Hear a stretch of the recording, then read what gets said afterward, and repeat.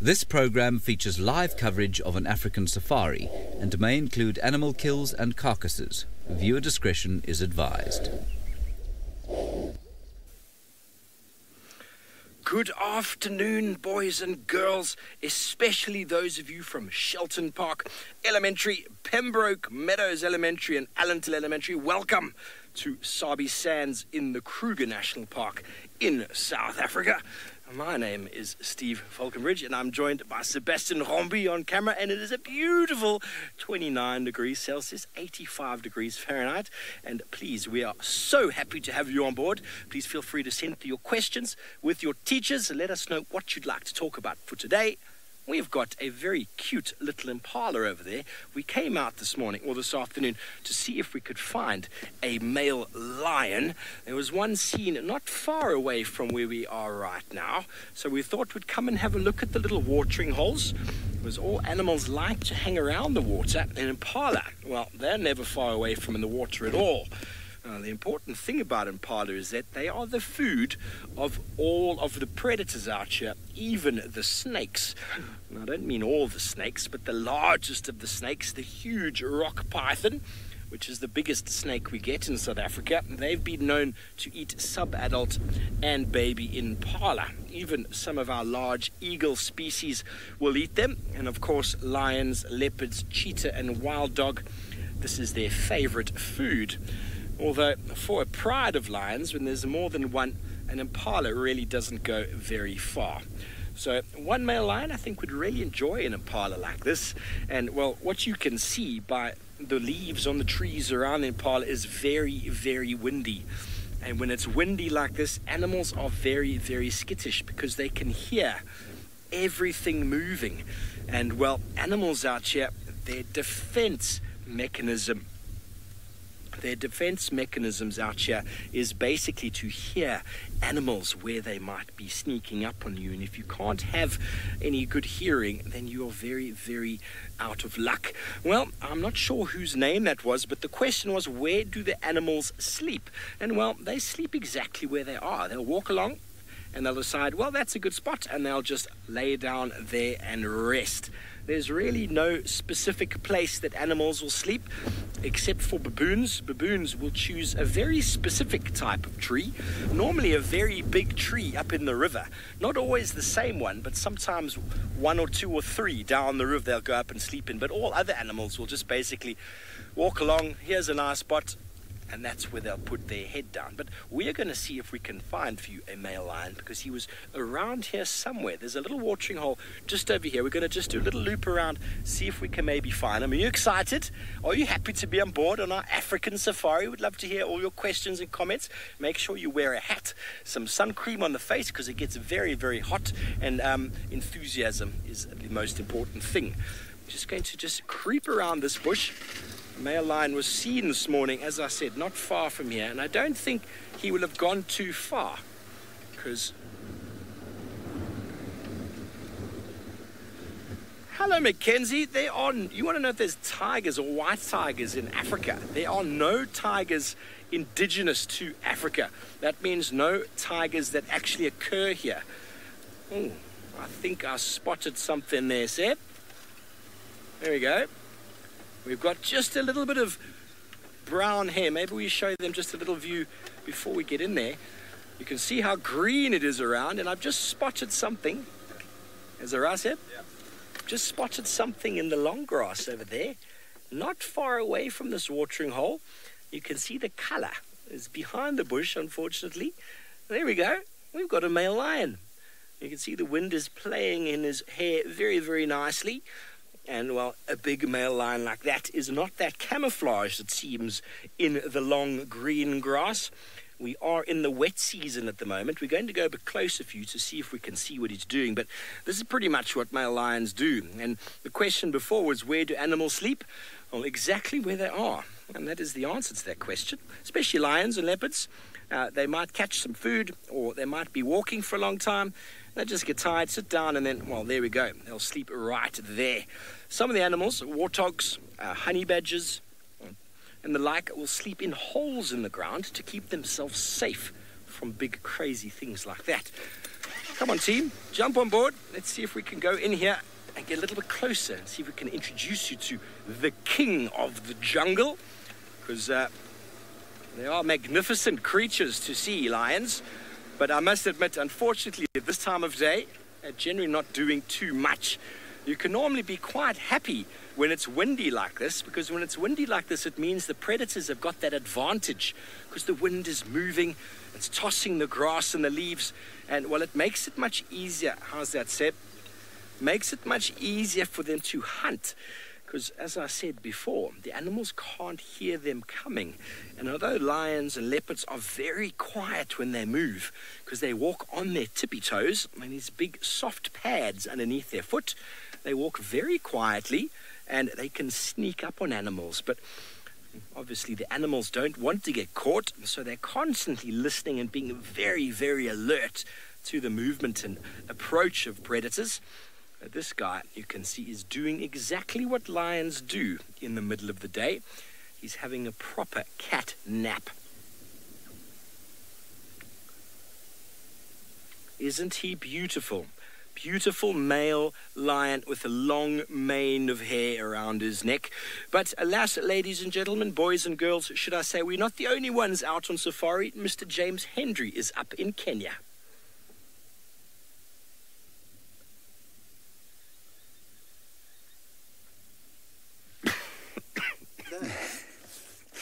Hello everybody, and welcome to this end of your very special school safari today. My name is James Hendry, and it's a huge joy to have you here with me in Kenya's Masai Mara. On camera today we have the five-fingered Bungei, Peter Bungei of Nairobi. Now, you can see that the weather here is very, very different from what it is in South Africa. Here, it's probably, I'm told, about 17 degrees Celsius or so, which is about 65 degrees Fahrenheit. That feels about right. And if you look, it's been raining. In fact, it's been raining probably for the last 2 hours or so. Thankfully, it's stopped for now, but you can see there's a lot of grey cloud hanging over the Masai Mara here in Kenya.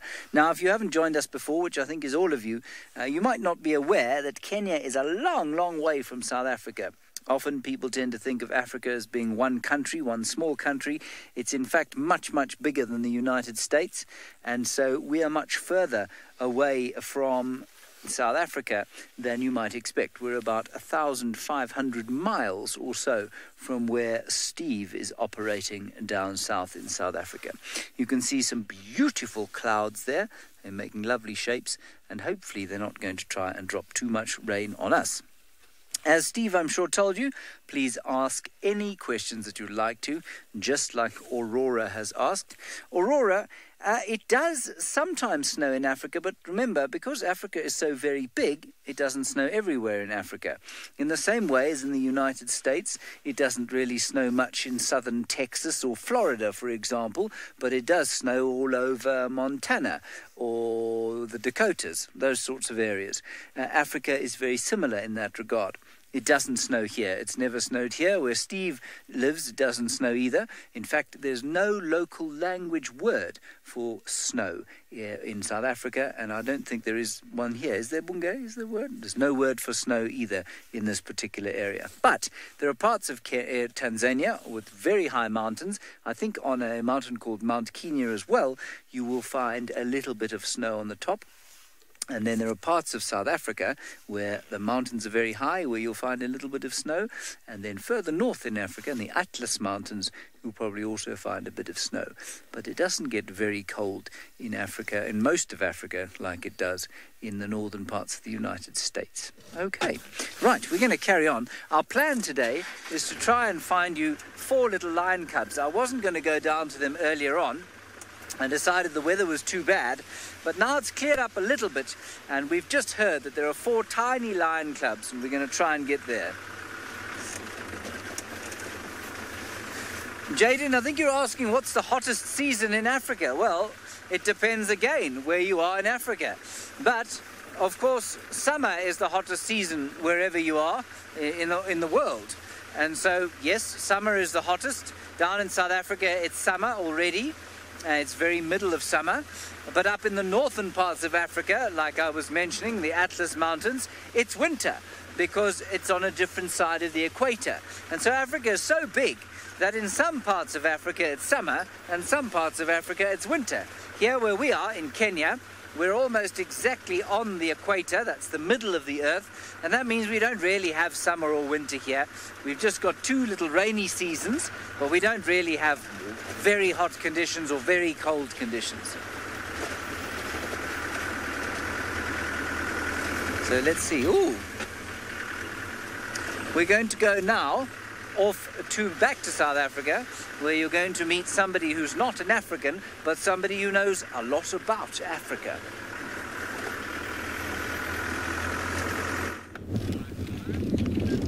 Good afternoon, boys and girls. We have brought you to a very special place, a waterhole, where there are so many different animals to see here on this sunny yet very windy day in South Africa. So my name is Lauren, and on camera we have Craig, also known as Batman. So we're just going to show you these hippopotamus over here. Now they are in the water, and there's actually much more of them than you can probably see right now. They are all underwater. So I'm going to teach you a little bit about the hippos, but remember this is your safari, so you can ask your teachers to ask any questions about what we are showing you, and I will do my very best to answer them. So when there's lots of hippos together, we call them hippopotami, and when they're in a group like this, you can actually call them a bloat. Just like you can call a group of fish a school, or a shoal, or a flock of birds, or a dazzle of zebras, we can say a bloat of hippos. Now, I love hippos, but we have to remember they're actually one of the most dangerous animals out here in Africa, and they can be very aggressive. But they depend heavily on the water, which is why we find them here at this beautiful waterhole. So they can't breathe underwater. They're not fish. They don't have gills. They breathe air just like we do, but they like to submerge under the water for a few minutes at a time. And then they come back up again, they take a breath, and if they like, they can go back down again. So this is to keep them cool. It's a little bit of a hot day. Crocodiles. Let me just have a look if I can just spot one while we ask the question. Normally we do see crocodiles here alongside the hippos. Now I just didn't catch where that question was from, but I'll start answering it. Can you see any crocs, Craig? No, not today. Okay, so crocs do live in the water. They need the water. They are reptiles, so they're completely different animals from hippos, but they share the same environment. But just like hippos, they breathe air, so they can't live underwater like fish do. But that is the environment that they need, because reptiles are something that we call ectothermic. So they're very different from us, and they get their energy and their warmth from the sun.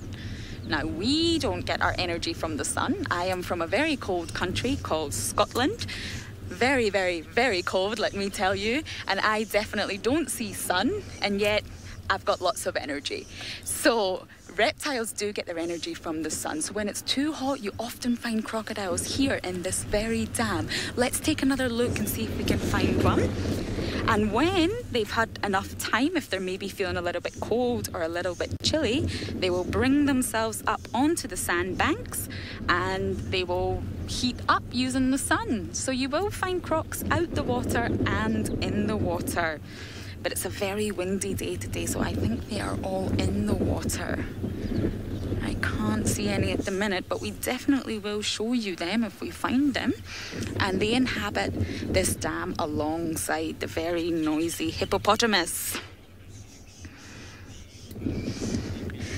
So great questions. We're going to stay here a little bit. We'll see if we can find a crocodile and what else we can find here. But for now, Steve has something very exciting to show you.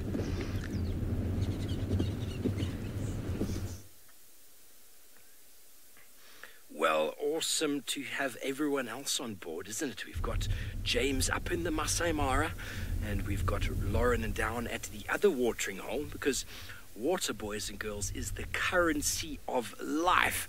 All the animals and birds that we're always looking for, nothing can survive without water. That's the one thing that could possibly get this male lion moving, is the fact that there's a little bit of water not far away. A small little group of impala have very bravely come within about 30 yards or so, walked straight past the male. He didn't even blink. Oh, there we go, he blinked now. He looks like he's looking at them. But you know those days when you're very hot and you're lying down and it's just very hot, you don't want to do anything, you just stare off into the distance at things you might want to do, but you're too lazy to do it. Well, that is the life of a lion. They lie there and they hope, please come a bit closer. Don't let me spend a lot of energy to get up and come and catch you, because it's a lot of energy.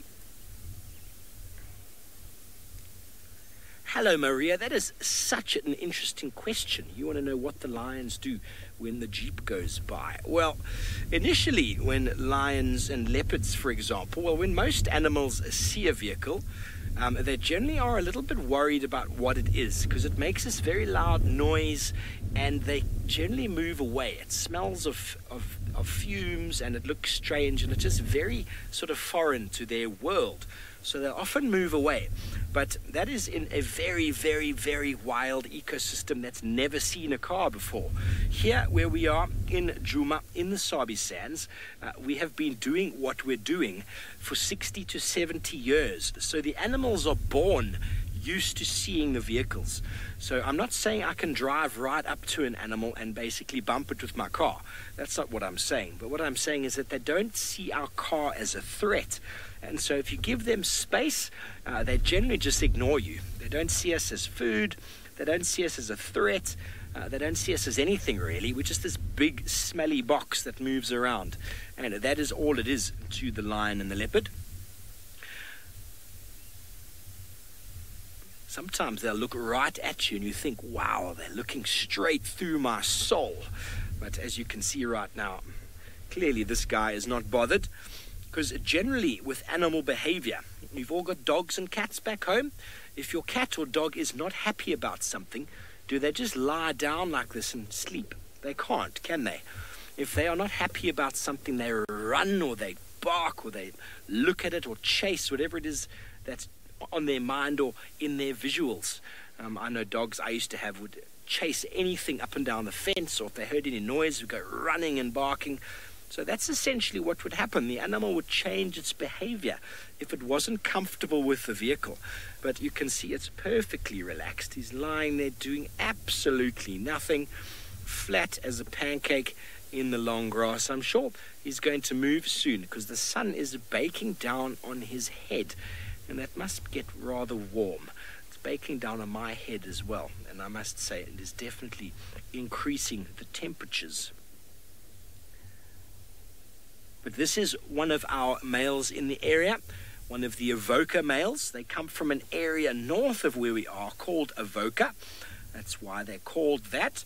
And so there are 3 of them. Gary, that is a really good question as well about lions sleeping. You want to know how long they sleep in a day?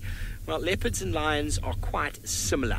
Basically, it all depends on whether they've eaten. If a lion or leopard have eaten, they can sleep all day with just small periods of eating during that time. So probably 20, 21 hours every day, maybe a little bit less than that. If they're hungry, they can go a lot less sleep as they search for food, walking long distances. But in our summer months, when it's very, very hot, basically all the lions do is sleep. Once they catch some food, they won't do anything for days. And, well, that is how they maintain themselves. They eat lots of meat, only meat. That requires a lot of energy to digest. And so when they do feed on something, they will lie down and just digest. Like all of us after a big Christmas dinner, there's nothing to do really but to have a little bit of a nap. Well, lions eat far more than we possibly can. They say a big male lion like this can eat 100 pounds in one day. Can you imagine putting 100 pounds inside of your belly? Well, if I did that, there would be no moving at all. I don't think I'd be able to actually turn around, let alone stand up. So he's sleeping. But what you often will find, and I said it earlier, when the wind blows like this, you can actually probably hear it blowing. Look at how the grass is moving. Many, many times on safari, I've seen lions going from very, very sleepy, and then the wind blows, to immediately standing up and go walking in search of food, because they know how much advantage the wind will give them. Oh, there we go. Looks like you could almost go and scratch him under the chin, doesn't it? I wouldn't, though.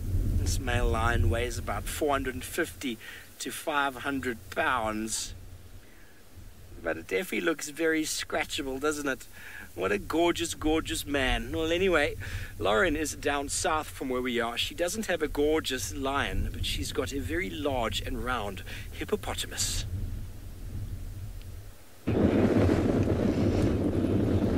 So we did have a look for some crocodiles for you, but believe it or not, we actually cannot see any crocs. They must be hiding from us on this windy day.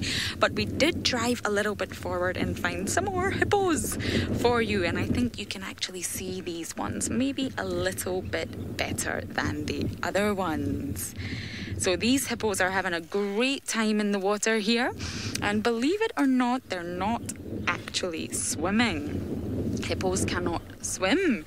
They are not designed for that, but they can use their legs and just stand on the bottom of their water and keep themselves submerged and floating a little bit in the water to cool down.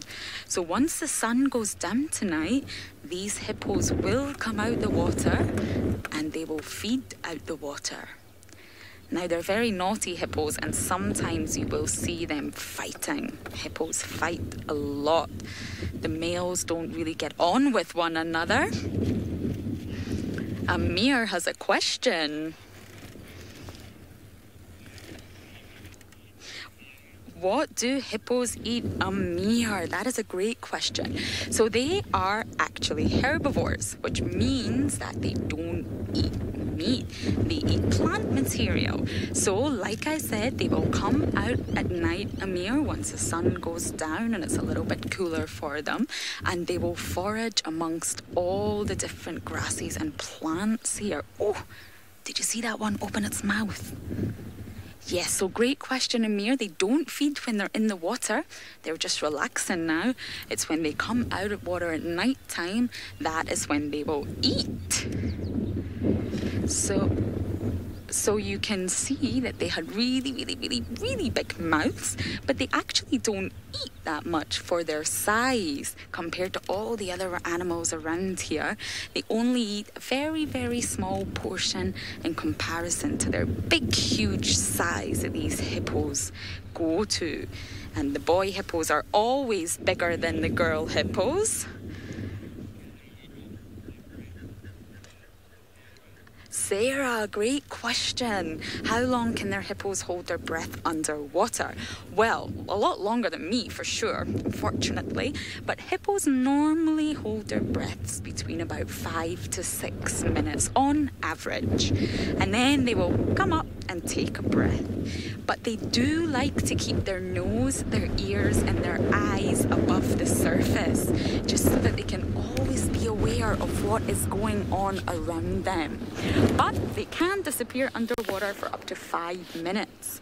But the baby hippos, and there is some young hippos here, they can't do that. So they cannot hold their breath that long. It's only when they get big and strong that they can hold their breath much longer. So you can see this hippo is standing. It's not swimming at all. They don't have webbed feet or fins or a powerful tail that will act like a rudder. They just stand on the bottom like this big hippo is doing right here. I was kind of hoping they would make some noise for you because the honking of a hippo is so loud. But it looks like they're being on their best behavior today. not want to encounter a hippo on your journey through the bush. So I believe we have some other large mammals to show you. So let's go across there and see what that could be.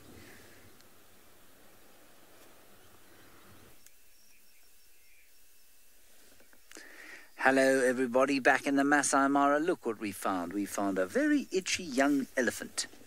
And he's scratching his bottom on that tree. Isn't that interesting? It looks like a young bull elephant. He's probably...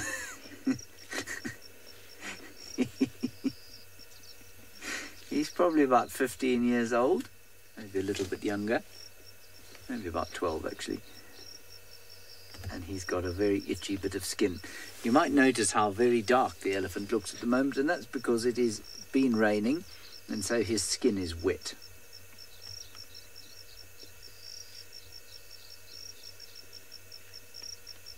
I'm not sure if you're able to tell the difference between the sounds that you're hearing here in Kenya from those that you're hearing in South Africa. But it's very different. Here we can just hear a few crickets and some frogs going like this.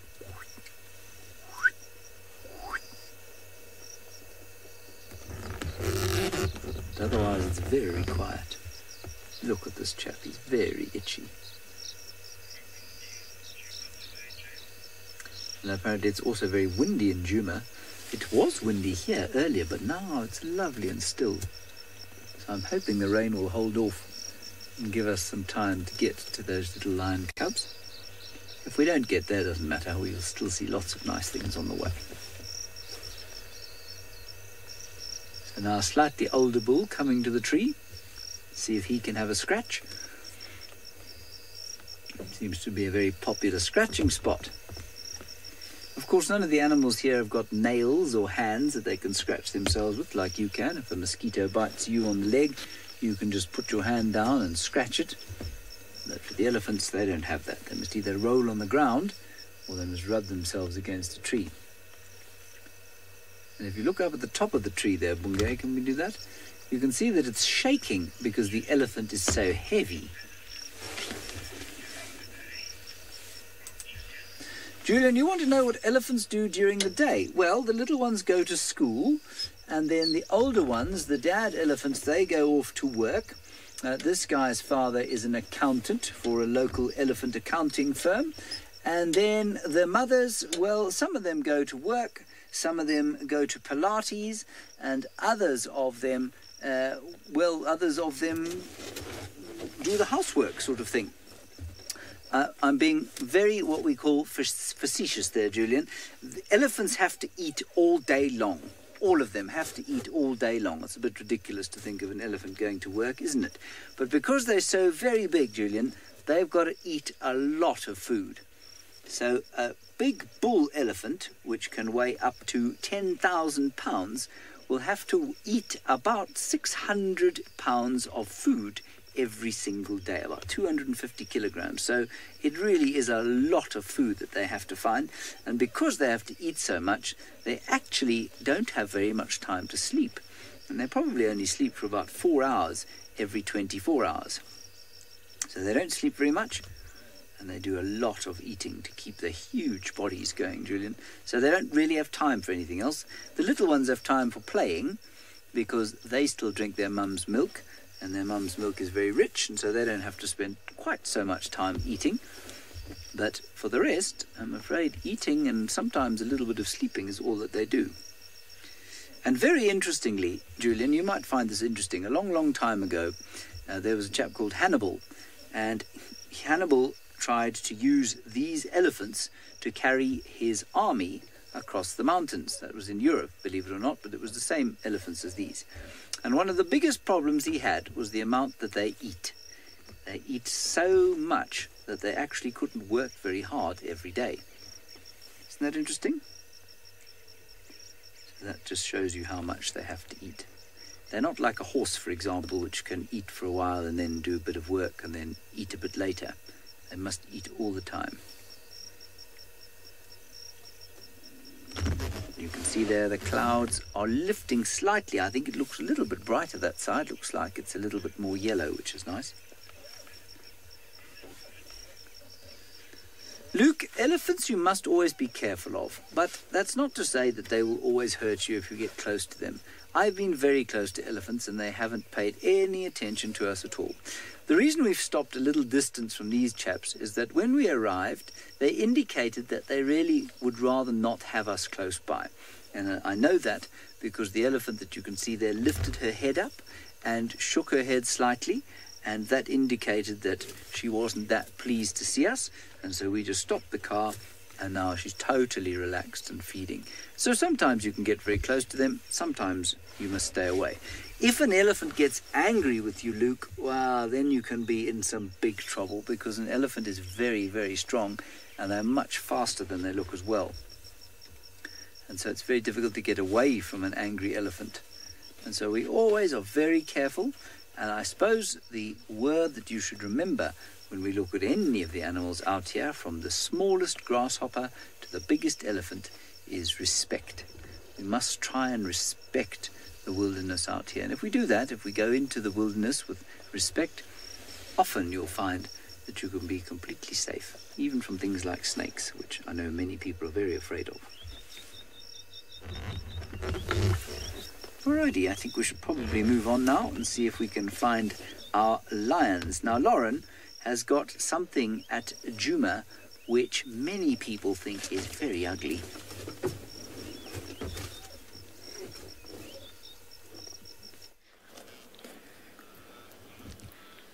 So we are still at the water hole, but we're just going to show you what's around the water hole. And here we have a very interesting bird.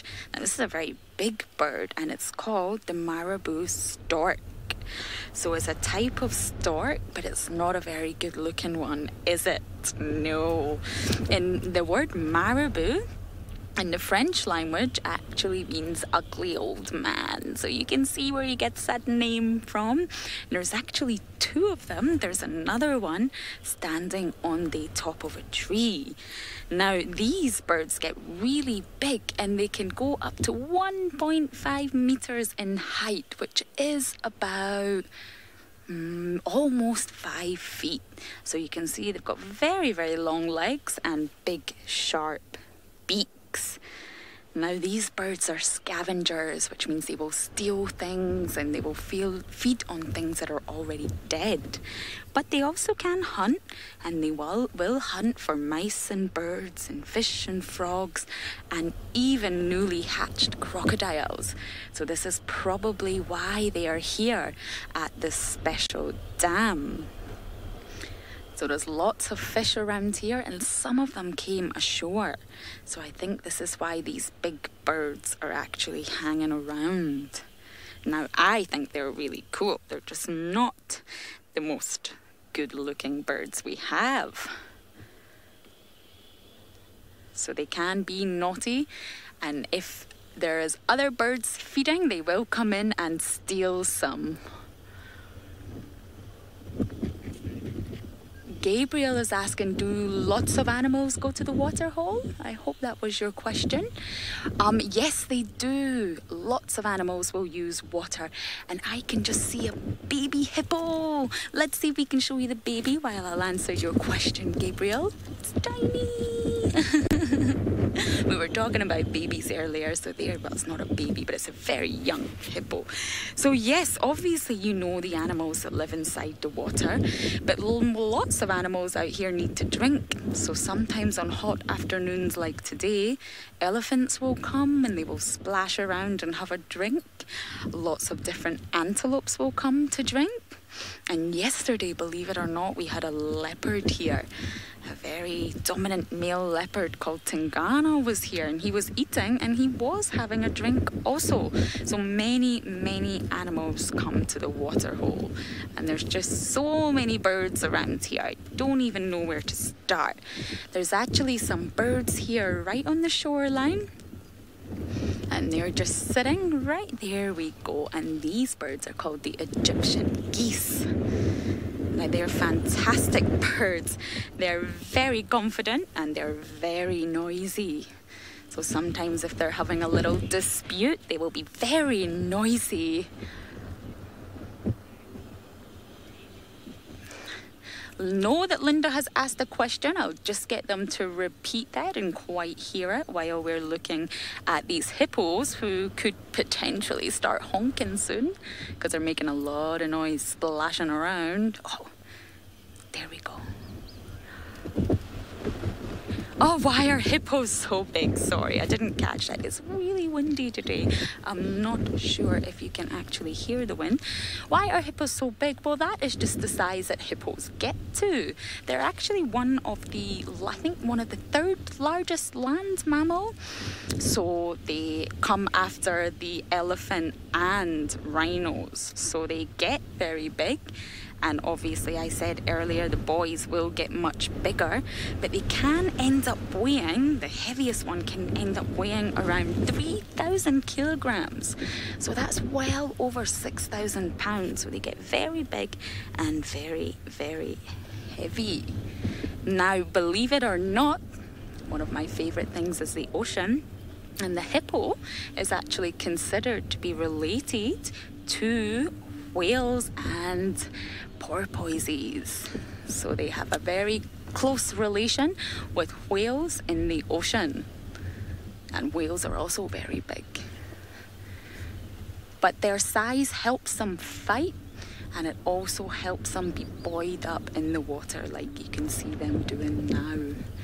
So they're obviously having a bit of a splash around, a bit of a play. Normally when they open their mouth like that, it means dominance. It means I'm the biggest, I'm the strongest. So we call it yawning, but it's not really a yawn. It's the hippo being territorial. But sometimes the younger ones will just do it in a little bit of play. So they are not being territorial like the adults. They still haven't honked for you yet. I've been waiting.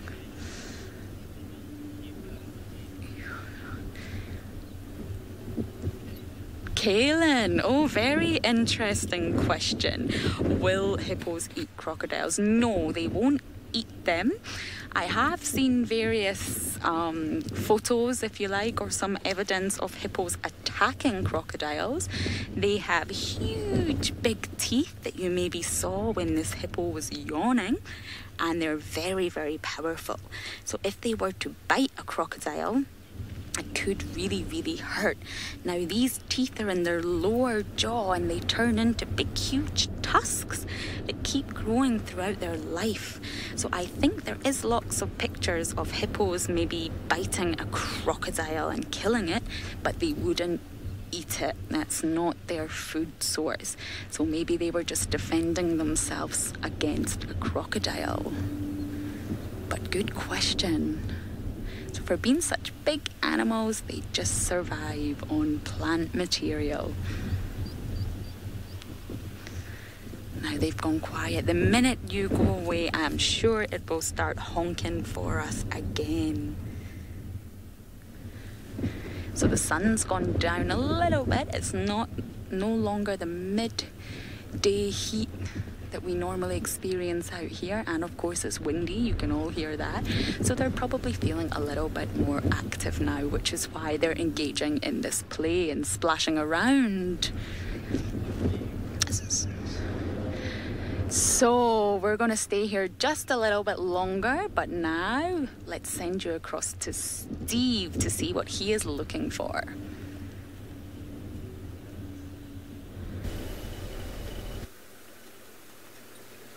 Well, Lauren, you're having a fantastic time down there by Chitwa. Marabou, storks and hippos. Well, we've left our male lion because, boys and girls, he was doing absolutely nothing, as you can imagine. He was just sleeping. So Sebastian and myself have gone searching to see if we can find you anything else. But if you have a little look around, you'll probably see how green and thick it is. It's very, very green. We are in the middle of our wet season. And the wet season means it's very rainy, and we get lots of rain, and the rain regenerates the vegetation so that the leaves on the trees and the grass all comes. It's very, very dense everywhere. So you could lose an entire herd of elephant in here if you're not careful. We found a couple tracks though, of a male leopard. I think it's our favorite little male leopard that we see all the time. So we're just doing a little loop around to see if his tracks come out on the other side. Hello, Cooper. You want to know why lions are so aggressive? Well, actually, Cooper, that is what they do to survive. Lions, when they are fighting, they basically, the strongest will survive and the weakest will not. So even when they're eating, they're very aggressive with each other. It looks very aggressive. It's very dominant, you know. So they're fighting with each other for food. And that starts as early as when they are feeding on milk from mum. They're already competing at that stage. And if you're not strong enough to compete for your mother's milk, then you shouldn't be able to survive to an adult. And so lions from a young age are always fighting with each other, always causing trouble. Not really trouble, but trying to be the strongest that they possibly can. And that is how they've become what they are. If they weren't aggressive, they would be outcompeted from each other. They wouldn't get the necessary food and protein, and they wouldn't grow. But when it comes to being aggressive to other animals, the lion is the biggest predator we have out here. So when they see a cheetah, when they see a hyena, a leopard, or a wild dog, they'll try and kill it, because that is what all predators actually do. It's all competition. They're all feeding on a similar type of food.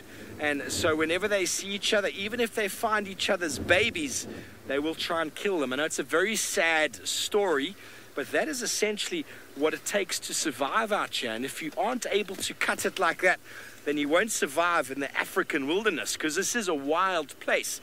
And, well, the animals to survive have to be as physically fit and as physically strong as possible. But you saw that male lion wasn't being aggressive towards us, was he? He was fast asleep. But definitely, if he encounters other male lions that aren't his brothers, he will be aggressive. A lot of that is to scare the other male lion rather than to actually fight. Hello, Amaya. You want to know what it's like to live in Africa? It's absolutely wonderful. Absolutely wonderful. Now, we live in South Africa, which is right at the tip of the continent, so we get very hot summers and relatively cold winters. We've got an enormous coastline, runs all the way around the country. We've got savanna, we've got forest, we've got fynbos, we've got good surf, we've got mountains. It is a wonderful country to live in, actually. And the dollar and the pound and the euro goes very, very far here. Not that any of us earn dollars, pounds, or euros, but people who come and visit, well, they have a fantastic time because their money goes very, very far.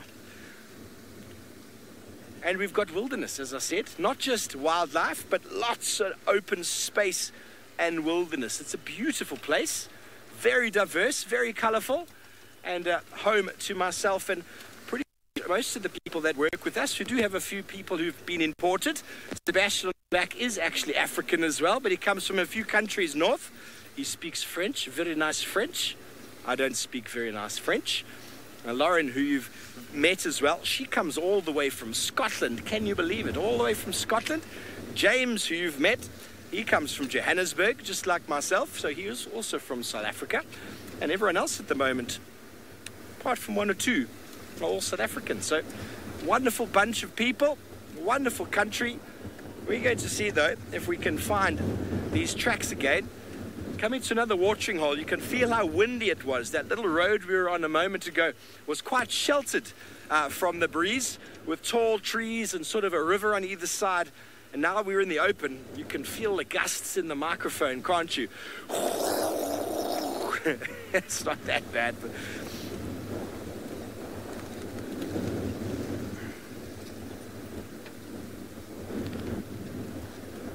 okay, well, boys and girls, I hope you've had an awesome time with us out here this afternoon on your own special school drive safari. It's been wonderful having you, and we will see you again next time. Do all your homework, have a beautiful day at school further, and also have a beautiful day. Goodbye.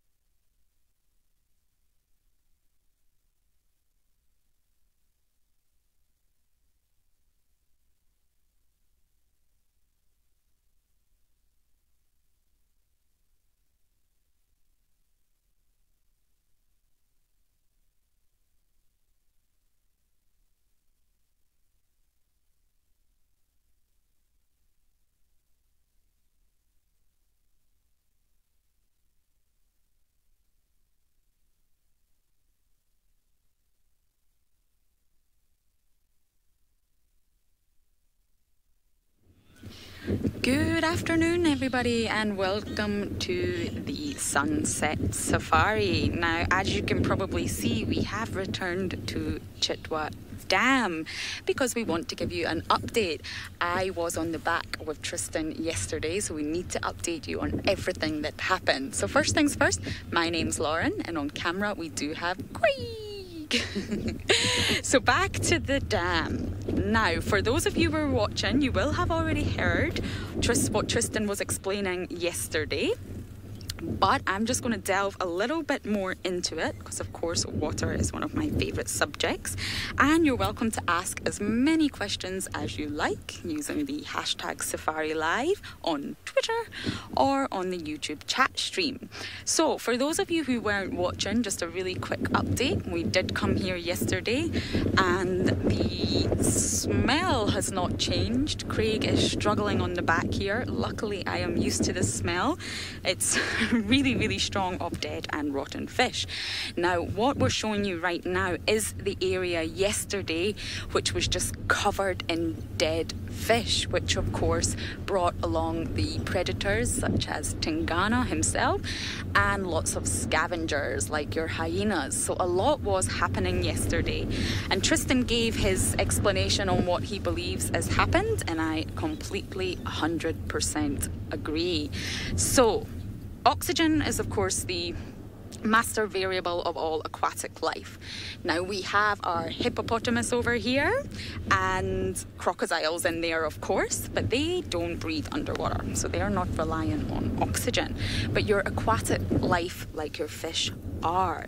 So these hippos are basically wallowing, looking nice and innocent. So they do come out during the day, at night time, to eat. But during the day, when they're in this water, they're actually constantly urinating and defecating, which isn't too pleasant to think about. But that's basically what they're doing all day long in the water. Now, hippos eat a fair amount, as you can imagine. It's said to be around 1.5% of the body weight, which is small for a large mammal, but it's still a lot compared to what we would think about, probably around 60 to 100 pounds per day of what they eat. So you can imagine all that food equals a lot of hippo poop, shall we say. So there's a lot of poop swimming in that water, and in bodies of water like Chitwa, ammonia, methane, hydrogen sulfide and other sort of chemical grotesqueries, if you like, can build up. And I believe this is what has happened here. Oh, Mary Jane's saying it's very interesting. Yes, it is. It's a really hot topic. And after coming down here yesterday, I've done tons of research and finally sort of settled on my theory what has happened, but it's just building on exactly what Tristan said yesterday. So some fish in this dam will be much more resilient to ammonia than other fish, and it's actually said that catfish that are present in Chitwa Dam are actually quite tolerant to ammonia, but obviously other fish are not. So to get to the bottom of it, what I believe has happened here is all these hippopotamus have pooped and pooped a lot, and their feces actually sink to the bottom of this water hole. So as the masses of poo decompose, basically bacteria start devouring it, if you like, and they will consume all the oxygen in the water. So the bacteria are removing the oxygen, which effectively deoxygenates this water hole. So then it causes something called hypoxia, which just means extremely low oxygen content. So it's not no oxygen, I think that would be anoxia, but it's hypoxia. So I believe in this situation, it's the hippos pooping. The number of hippos, I believe it's up to 50. I think Tristan said that yesterday. There's a lot of hippos here. The level of the water, the number of fish, all in comparison to the size of the water body, has created sort of a temporary situation of hypoxia, which is literally choked the fish to death, if you think of that. It's not a nice thing to think about, but the hippo poop has literally just choked these fish to death, and that's why we have found them all along the shoreline. Now, there was a lot more yesterday.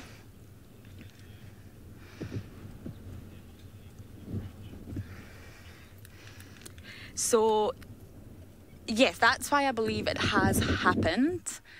Giraffe Girl has asked a question, but I'm just going to wait on it being repeated. I'm sorry, it's so windy down here today, you can probably hear it. So this is most likely temporary, and believe it or not, temporary fish sort of kills can be periodic.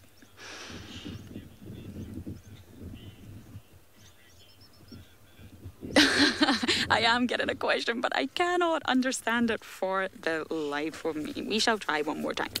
So basically, Chitwa Dam has become one giant communal toilet. Are you getting it? No, me and Craig are not getting the question. I'm not sure if it's the audio, so I'm sorry, Giraffe Girl. I hope to get back to you at some point on that. So all these dead fish might sound like a disaster, and it's incredibly sad to me. However, these things do happen in water bodies, even the ocean and ponds and rivers. So it's not actually the disaster that we think it is, and it probably does have some benefits to the ecosystem. Well, for example, we saw last night that lots of predators and scavengers were feeding on it. So that's probably one benefit that it has. But the number of fish on the shore has completely been decimated. Me and Craig can see one or two, but pretty much I think there was a great big feast here last night. So it's all down to the hippo poop. And what puzzles me and what I'm waiting to see is the recovery. So that's actually why we came back down here today, just to see how the situation was. The marabou storks are around, but nothing else is around. I'm trying to see, well, I think they've flown off, but they definitely are hanging around the dam. But there's no, obviously, predators or hyenas. So in a river system, they actually did a study in the Mara of a similar situation caused by the hippos. And this was in a river system. So once the rains come, really heavy, intense rains, that's actually able to flush the sort of hippo sewage sludge, can I call it that, down the river. So it sort of reoxygenates the river and dilutes all the nutrients in there. So the river system will recover and the fish will be okay. But in a water hole like this, I'm not sure how it's going to go. It could be a temporary one-off event, hopefully, because I don't want to see more fish on the shoreline and the smell is just overwhelming. Or maybe we just need a really, really heavy bout of rain. It was actually raining this morning, but more of a drizzle, I would say. So maybe we need really heavy rains to come down, and there won't be any flushing out because this isn't a river system, but maybe it will sort of dilute the nutrients and re-oxygenate the dam. So that is my update from yesterday. And you're welcome to ask any questions. I know Giraffe Girl did ask one, we didn't quite get it. So this is what Tingana and the hyenas were feeding on. It was, in fact, the fish. And I'm not 100% sure of all the fish that actually can be found in this dam, because the person that has to go diving for it, not sure I would volunteer for it. But I believe we do find the sharp-toothed catfish, the Mozambique tilapia and the red-chested tilapia. Now, there is probably more barbs and tilapia in there, but again, you would either have to dive or maybe get Tristan and Brent to go fishing. Neither of which I want to do. So those are the kind of species that we do find in the dam. So it's been very interesting research on this whole topic.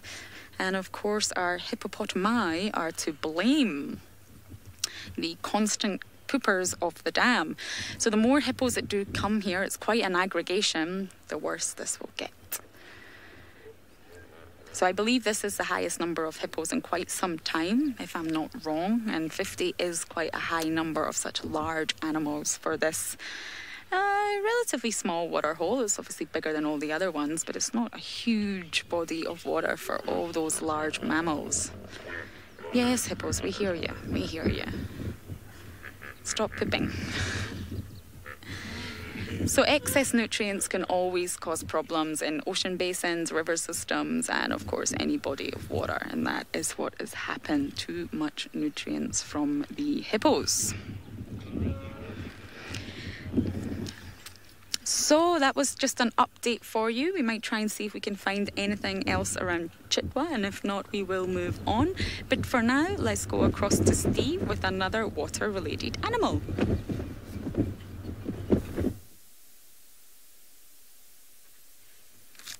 Well, thanks, Lauren. We are not far from where you are now. As you can tell, we have found some waterbuck. Good afternoon, everybody. Just down the path where these waterbuck have come along, we would get to Chitwa watering hole, probably about maybe a kilometre or so, half a mile, not too far away. And as we know, the waterbuck are never too far away from that favourite drinking area. They're venturing further and further afield these days due to the beautiful green thicket grass that is all around us. Such a pretty lady, isn't she? They are definitely one of the prettiest of the antelope, I think, with their very thick, shaggy fur coat,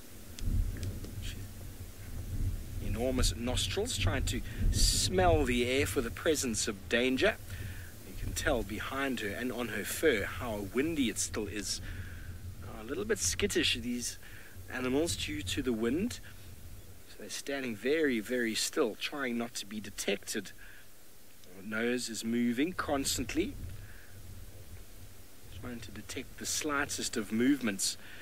The ears scanning left and right, trying to hear the approach of any predator that might try to sneak up on them. Lovely ears, eh, Seb? They're not the biggest of the ears in the antelope world, but if you compare them to ours, they are enormous. And with the hair inside, adds that muffling sound so that they're able to distinguish between particular sounds.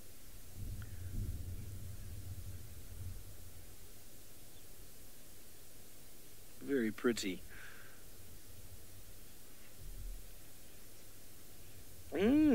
Deja vu, you would like to brush this female. Well, I'm not sure you'd be able to get close enough, but you definitely have to give your brush a very good wash with some sort of oil repellent, because after you brush her, your comb will be covered in a thick sort of layer of oil that will be water insoluble, so it will repel any water that you might have.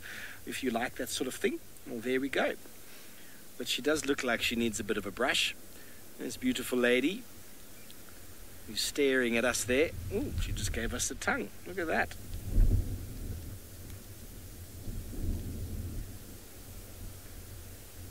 Hello, Colleen. Lions and leopards most certainly do eat waterbuck. I have found a pride of lions with 2 waterbuck. And I've also found Tundi not far from here last year with a young waterbuck. Do you remember that, Seb? That was yes. That same time when I got stuck in the hole.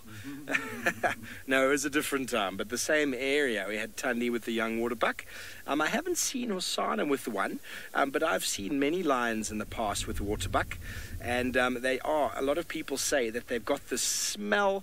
The smell is derived from the oil on their skin and the gland that they give off to keep their fur dry. But that lions aren't picky. They see an animal, they eat it. I mean, if you were with us the other morning with Hosanna eating those rotten impala legs, that was well past its sell-by date, and yet they were still eating it. So a little bit of a musty smell on some fur is not going to deter lions at the least. There we go. She's finally calmed down and has decided it's a good time to have a little munch. They're very large mouth parts, as you can see, and waterbuck are regarded as bulk grazers, feeding on a large amount of vegetation, grass vegetation. Bulk grazers like buffalo and like zebra, but being a very similar sort of idea to that of the buffalo. You see he's getting the juiciest of the grass that's growing just off the termite mound there. Even this time of year, all the grasses around have got the most nutrients in them, but the ones that are growing on the termite mound are the juiciest and most nutritious. And animals will select them. Often you'll find in the later dry season or in the early dry season when the grass is less available, they'll be exclusively feeding on the termite mounds. But now for this time she's feeding on it, even though there is an abundance. You can see all around lots of greenery. She's got a second waterbuck with her, both looking in different directions. The wind is coming from behind them, folks, so they're hoping to detect the smell of anything while looking in the other direction. That is something you find animals do a lot in the daytime, in the nighttime when they can't see, turn their back to the wind so as they can obviously detect predators. Mel, that's a great question about them shedding their fur. I've never noticed it. I'm sure they lose probably a large degree of their fur, but I've never known them to have what we call a winter or summer coat that you find in many of the sort of northern hemisphere animals. Waterbuck always look quite shaggy and quite furry like this. They don't, as I'm aware, lose the fur, go through two coats. But I have no doubt that they do lose some fur, but they don't shed it the way that you would have elk or deer in the northern hemisphere going from a winter to summer coat. Always very shaggy indeed. I just heard something over there, Seb. I think it was a squirrel. I'm just having a quick listen, folks. No, those are birds. That's not a squirrel. Their wind is blowing just towards us now, so you can actually smell. It's a musty, sweet smell the waterbucks have, derived from that chemical or sort of that oil in the fur. And she's very interested in us. There we go. What are we looking at, Seb? Her lovely legs. Yeah. Aren't those lovely legs? Well, the waterbucks love wet environments. They love it. They're always very, very close to water. And not only in South Africa, but up in the Masai Mara, waterbucks are like James, driving in the wet.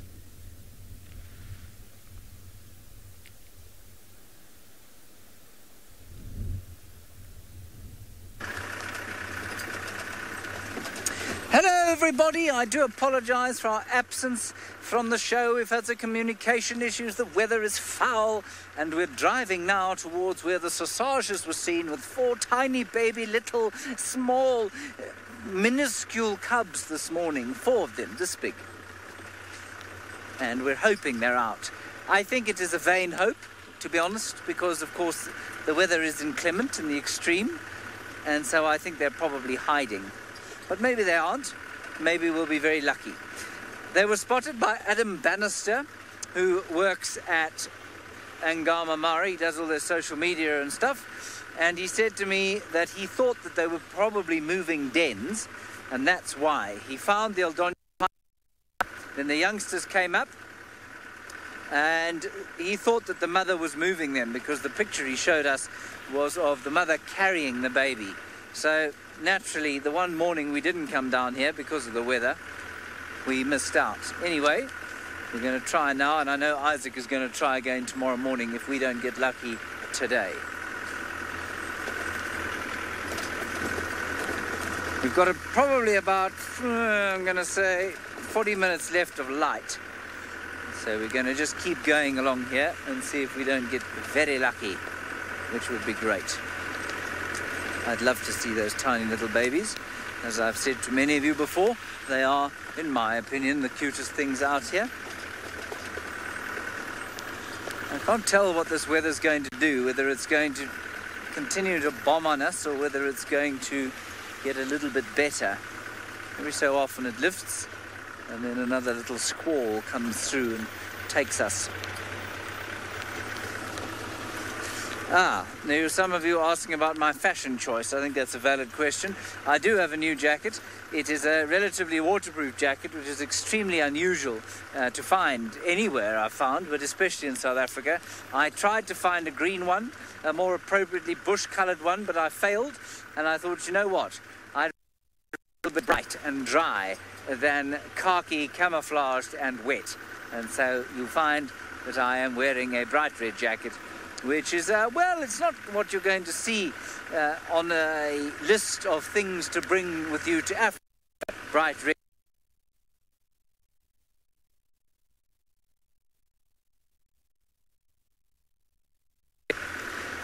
So I apologise for glare. It's just the way it goes, you know. Now we are into the area known as the Kamp ya Mungu, which means Mungu camp. I don't know what Mungu means. What does it mean? Koki. Sorry? God's Camp. Huh, there we go. So we're into the place called God's Camp. I can see why it's called that, because this is one of the most beautiful parts of the Masai Mara. Bungay is on camera, by the way, also on translating duty today. And I can see entirely why the Sausage Tree Pride has chosen to live down in this area. It is starting to look rather more inclement again, which is unfortunate in the extreme. Going to hopefully not get stuck. I like to get stuck.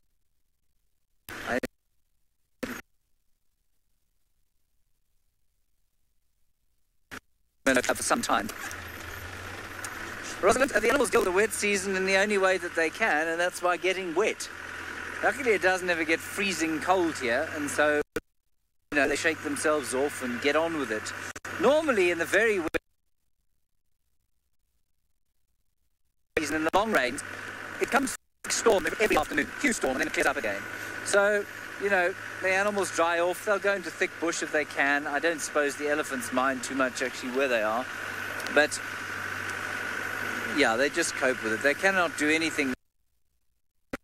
It's what you need.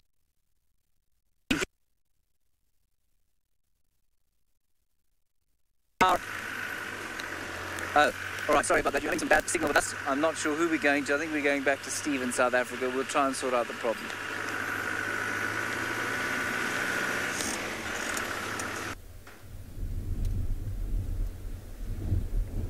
Welcome back to Djuma. Oh, we just lost it. I'm going to see if we can get it again. We do apologize about the breakup in the Mara.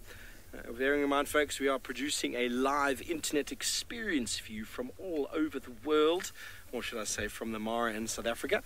We just had an African hoopoe there. It was busy walking in the road, and of course, as soon as you came to us, there he goes. He's just there. I'm going to move up a little bit more, and I think he might come back into picture.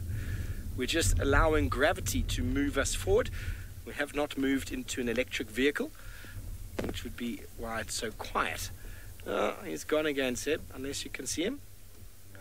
There was an African hoopoe, one of the coolest birds around, with a beautiful big crest on the top of the head.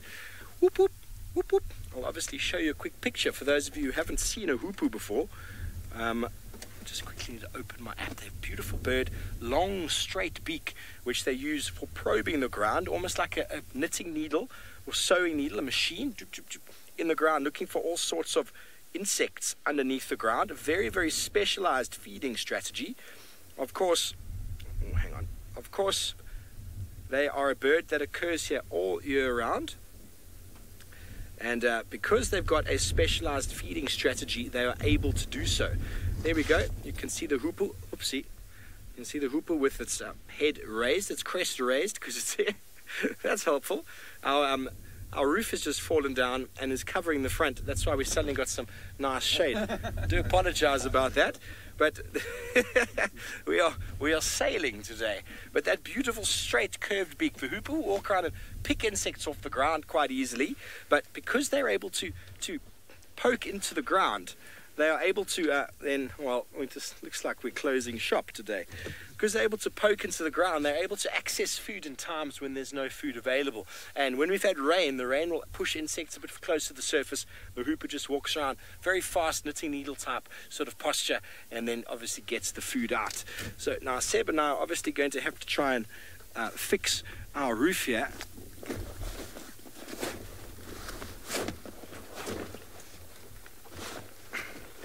The technical issues that happen here in Djuma, it's not a huge technical issue, we just need to tie it down.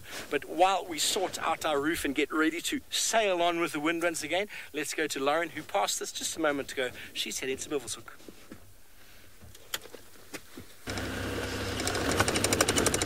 So the sun is very bright today when I look into that camera. We are also currently looking for animals. We left Chitwa. The smell was hugely overpowering. Craig is very happy that we left. We did just go to check up on the situation there to update you on how it went from last night. We might pop by later because as the sort of sun goes down and it gets a little bit cooler, I wonder if any of the predators, scavengers Might come back and see if there is any fish to catch. They're not really catching them, are they? Fish to eat. So it was a hugely interesting situation for me. So that's why we did pop into Chitwa. But now we're just heading north and we are going to check on Buffalo's Hook. Now, with this heat that we are experiencing right now, it's very sticky. So I do believe there will be animals traveling to water sources in order to just get that little bit cooler. But other than that, we don't have any updates on any other animals. So we are going to do our best and see what we find for you. Oh, hello you. I am looking for Ellies. But, oh, we do have a kudu. Let's just take a look at that. We tend to just ignore the antelopes around. Oh, the male is running away. We have a male and female here. Together, how lovely. Now, kudu we don't tend to see too often around here. I would say they're one of the antelopes that we see the least, actually. Hello. And we do tend to sort of drive past them, not intentionally, but we do tend to sort of either just not see them or just not have the will to stop for them. But I think they deserve a little bit of attention too. Now look at their humongous ears. They're very cute, and obviously they are the masters of hearing what is going on around them. Now these are pretty big antelopes, so their survival strategy comes in their size. They would be hard picking for the likes of a leopard or even cheetah. I think it would be mainly the lions that would have the ability to get a kudu. A kick from one of these antelope could actually result in quite a big injury. And look at those horns. Now it causes them to run in quite a funny manner. If you ever see a kudu running, they have to lift their chin very high in order to not get caught up in all the branches with these horns.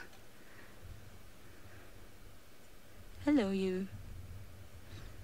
Now, we actually have a lot of deer near my backyard at home, and my mother's a little bit obsessed with them. We get a WhatsApp message every time she sees a deer, and we just go along with it. But it just surprises me how much I think of these deer when I see the antelope.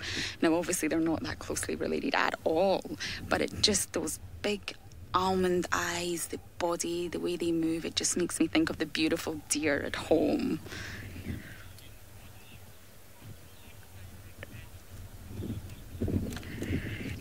Corvine is asking, what is my favourite animal in Scotland? Oh, that's very interesting.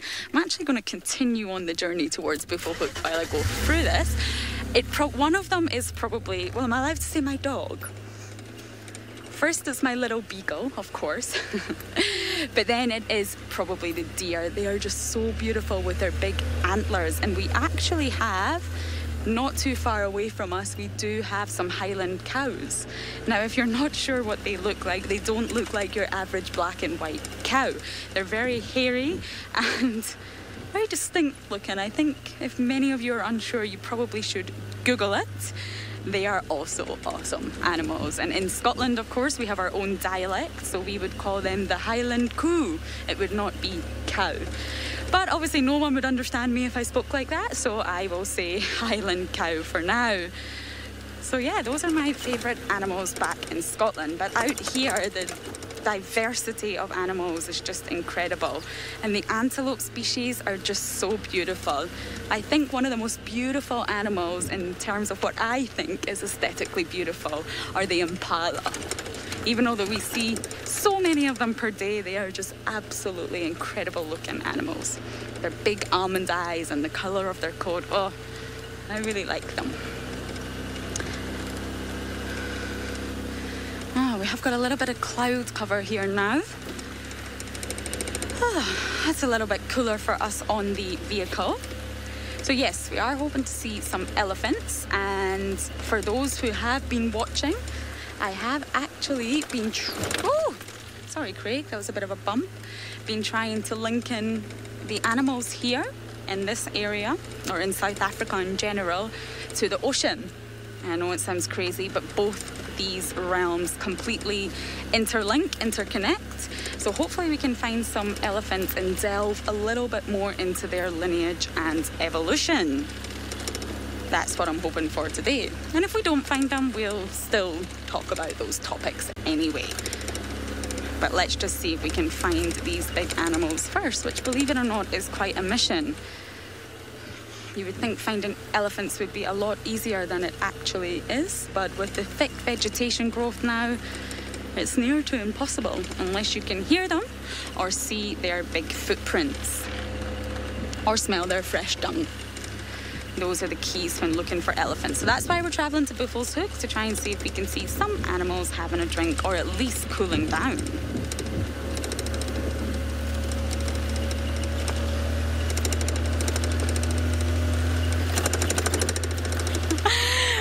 I did hear a question there, but I will need it to be repeated as something related to manatees. Can you just repeat that question one more time, please?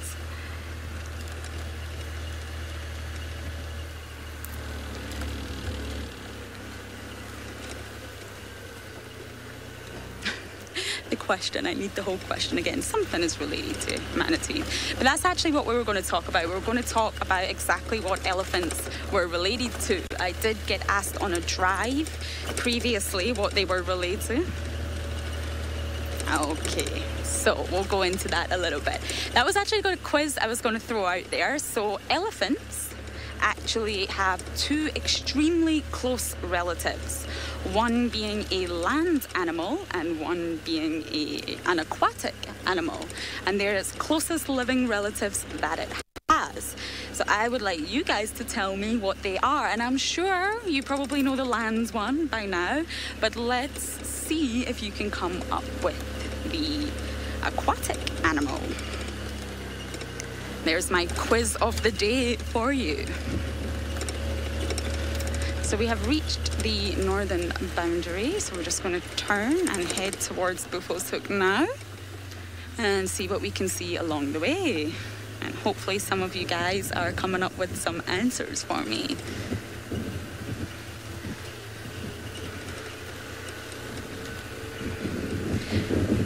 It's rather windy. My cap did blow off earlier, so I'm just going to keep it tight on my head. I don't want it to blow off again.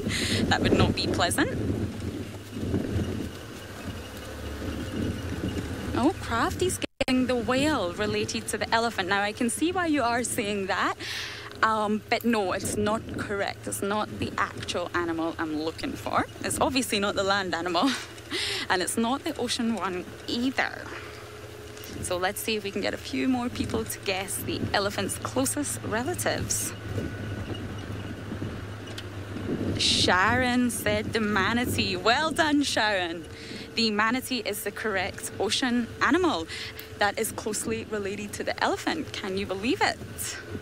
So I can see why people would say the whale or would think the whale, of course, but it's not. It's the manatee or the dugongs, which are also very closely related, commonly called the sea cows. They're really cute animals and can be found around the coast of Africa as well. And it's really closely related to the elephants. Now, there's also a land animal. Has anyone managed to guess the land animal that's closely related to the elephant?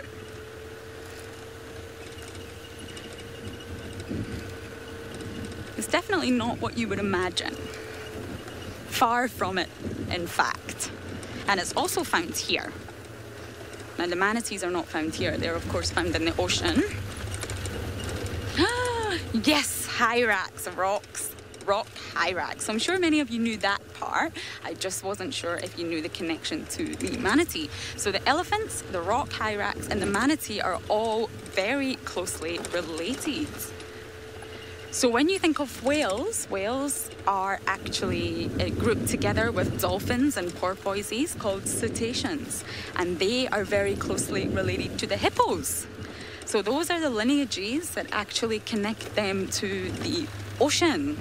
So every animal has a link to the ocean, so you may think it's bizarre that I'm talking about this kind of stuff, but it just puts a little bit of a different perspective into things. I'm sure you've heard many interesting facts about animals. So elephants have developed from the ocean. But the rock hyrax is probably the most surprising one, to be fair. Those tiny little animals. Whew. I'm not sure if you can hear the wind, but it's really, really, really strong today. Please don't blow my hat off. So yeah, that was my little quiz of today, and it seems like everybody done pretty well. Good job.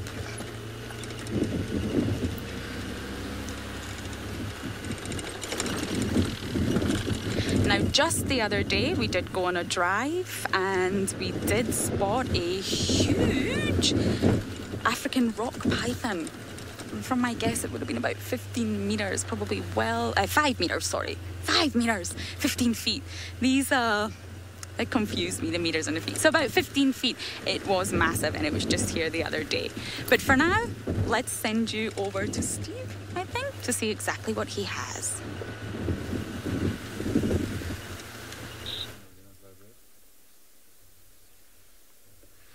Welcome back. Well, Lauren, thanks for your interesting information about elephants and dassies, or hyraxes and manatees. Very, very cool. Well, we came around onto the road and we found tracks of a male and female lion. Excuse me while I just jump out of the car. Sorry about that, Seb. A male and a female lion. I'm trying to count now how many there are, because we've been following them all the way down the road now. Let's have a look. Let's count. Shall we? You've got to get on the right side of the light if you want to be able to see. Well, here is one. Okay, there's one. We've been following two. I've been quite certain of that. Here's another one. It could be the same animal. No, there's two different animals. There, you can see there. There and there. There's at least two. And I think I just saw a third one. It's possible that those lions... There was a mating pair not so long ago, somewhere in the east, and maybe they were still mating. Maybe they decided it's time to go back to the Nkuhuma pride, and while invariably that male will probably follow her to try and get a good meal. So there's at least two, and then an older track on the left. No, not that old. The wind, unfortunately, folks, the wind really makes it tricky to track in these conditions. We've been coming down the road. Have a look at my shoe. Can you see my shoe track here, Seb? Yes. The angles are very sharp. That is a fresh track. That happened only moments ago. But with wind,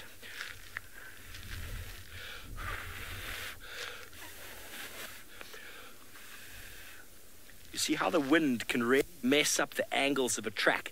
And when it's windy like this, it makes it very difficult to know how fresh, in fact, that track was. I wasn't out this morning. I've been a little bit ill the last 2 days, so I wasn't sure if anybody's driven this road, but these tracks seem to me like they were from last night. We're going to keep following. They've come all the way down the road from the east. Let's go see who it might be. That male lion we had earlier is just up here on the other side of the Umawati drainage. One of these might be him, because I think there's a third lion track there, and the other two might be the mating pair with one of his brothers. And it's not uncommon for male lions to follow each other, especially when there's a mating. And that's why they're so protective of their mate, because essentially they'll be walking, and as soon as the other male lets her go for a moment, the other one will try to sneak in there. So it's why they don't let them go at all. They stay right behind them. As the female moves, they get up. As the female moves, they get up. So let's just keep having a look. There's lots of little watering holes dotted along the drainage up here. And we know lions like water. I'm going to assume it's one of the Nkuhuma females with one of the Avoca males. It's definitely a male lion with a female lion with two male lion tracks. So very likely a mating pair with that other individual who'd come in from the east. They do move an enormous distance, male lions. When they're in a mating pair, they don't move too far. Essentially, they move as far as the female sees fit. Quite often, that is not far at all. Tracks are still here. We're coming down to the Umawati. I don't know what our signal is going to be like as we get down, but there are some alarm calls just up ahead here. We're going to see if we can scratch around, see if we can find out what's going on. But while we do that, let's go all the way up to James Henry, who is loving the overcast, rainy Mara. It's not raining anymore. Hello, everybody. You may hear a slight dejection in my voice. We haven't managed to find anything other than rain, mud, puddles, and quite a lot of grass. And if I'm very quiet,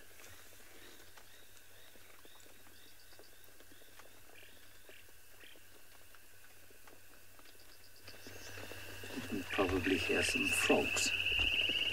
Quite a few frogs calling.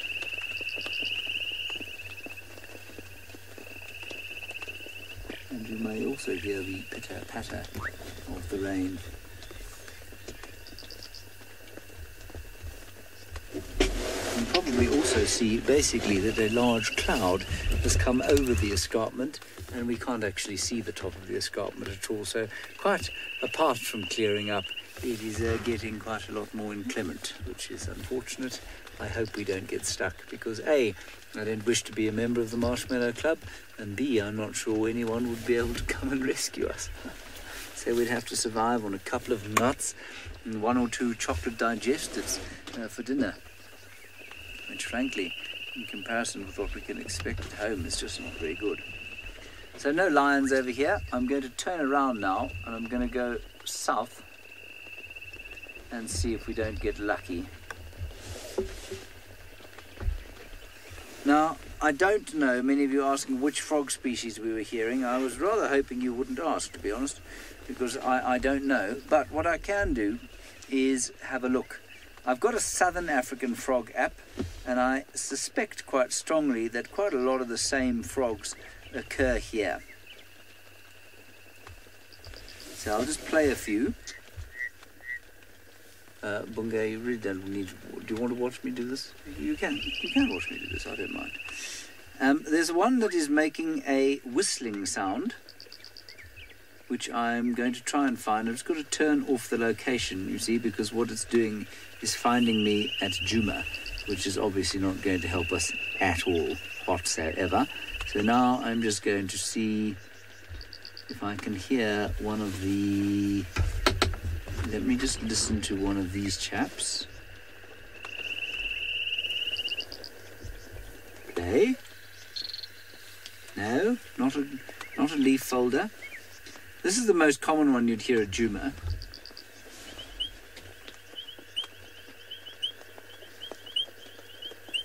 That's the painted reed frog. And you can hear something similar around here. And I wanted to play this one. No, they don't have the sound for that one.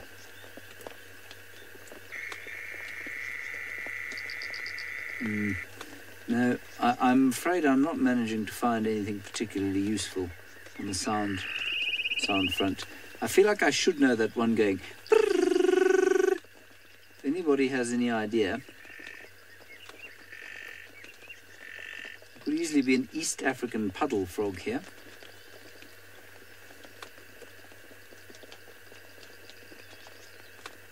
There are lots of lovely ones calling there, aren't there? Yeah, sounds like we've got a grass frog of some description calling around here. That's what I was playing there. Definitely, I can hear one now. A grass frog of some description.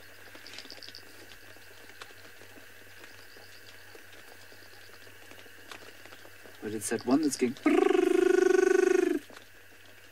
really can't quite figure.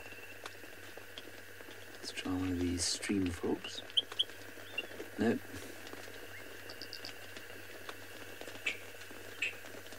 I can definitely hear a grass frog as well. Tick tick tick tick tick tick tick tick tick tick tick tick tick tick tick. Let me play that one for you again. I'll play you the East African one. East African puddle frog, sorry. Here we go. I can hear him.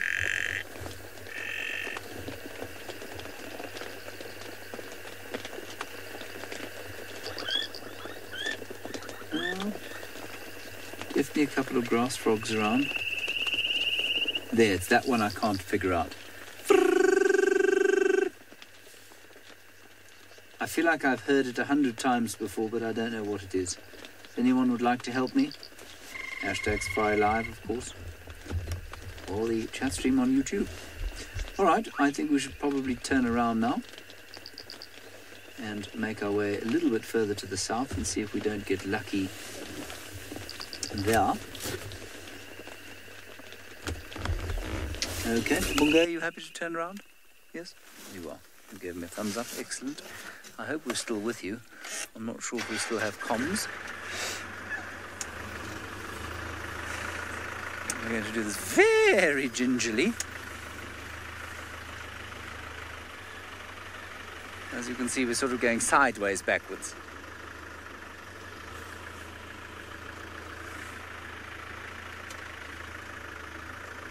Okay, I think we're okay. There we go.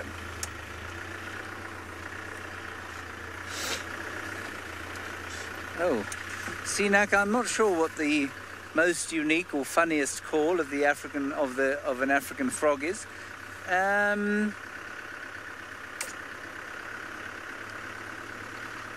don't know. I find them all very different and I enjoy them all very much. I suppose my favourite one, I can play you my favourite one. I don't know how funny it is.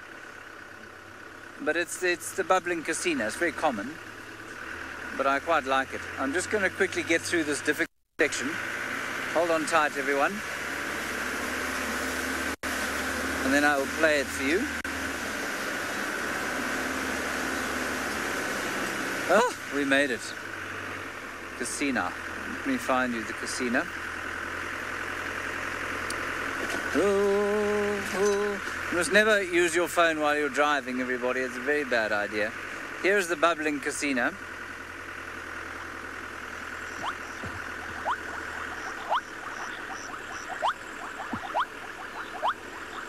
Isn't that nice? It's my favorite call. There are definitely some birds that make me laugh. I'm not sure how many frogs make me laugh, though. The hardy-dar makes me laugh quite a lot. The Egyptian goose, when it calls, makes me laugh. Hold on, another slightly difficult bit. Definitely some puddle frogs calling here. Tick, tick, tick, tick, tick, tick, tick.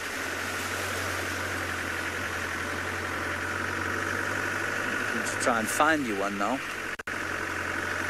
Now, I'm told that the lions were around here this morning, but if she was moving her den, like I said, well, the chance of us finding them, especially in weather like this, not great. Because we cannot go off-road here. We will become stuck for weeks and leave some horrible ruts.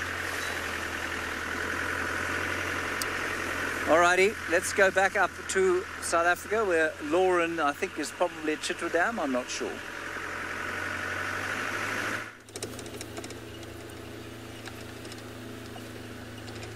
So we did find some leopard tracks. They looked relatively fresh because, as I mentioned earlier, we did have some not huge rains, but definitely rain. So we're just going to head up this fire break here and have a little look to see if there is a leopard lurking about.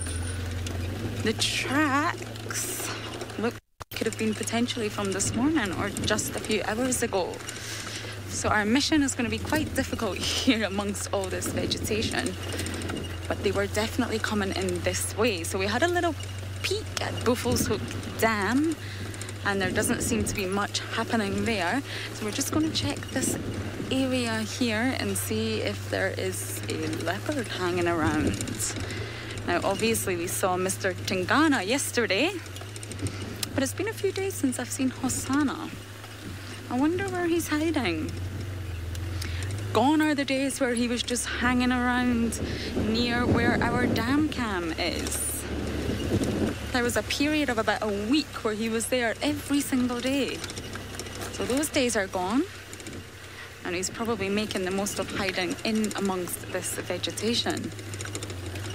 So luckily I have Craig with me, who is an excellent spotter up behind that camera, so the two of us are going to see if we can potentially find something.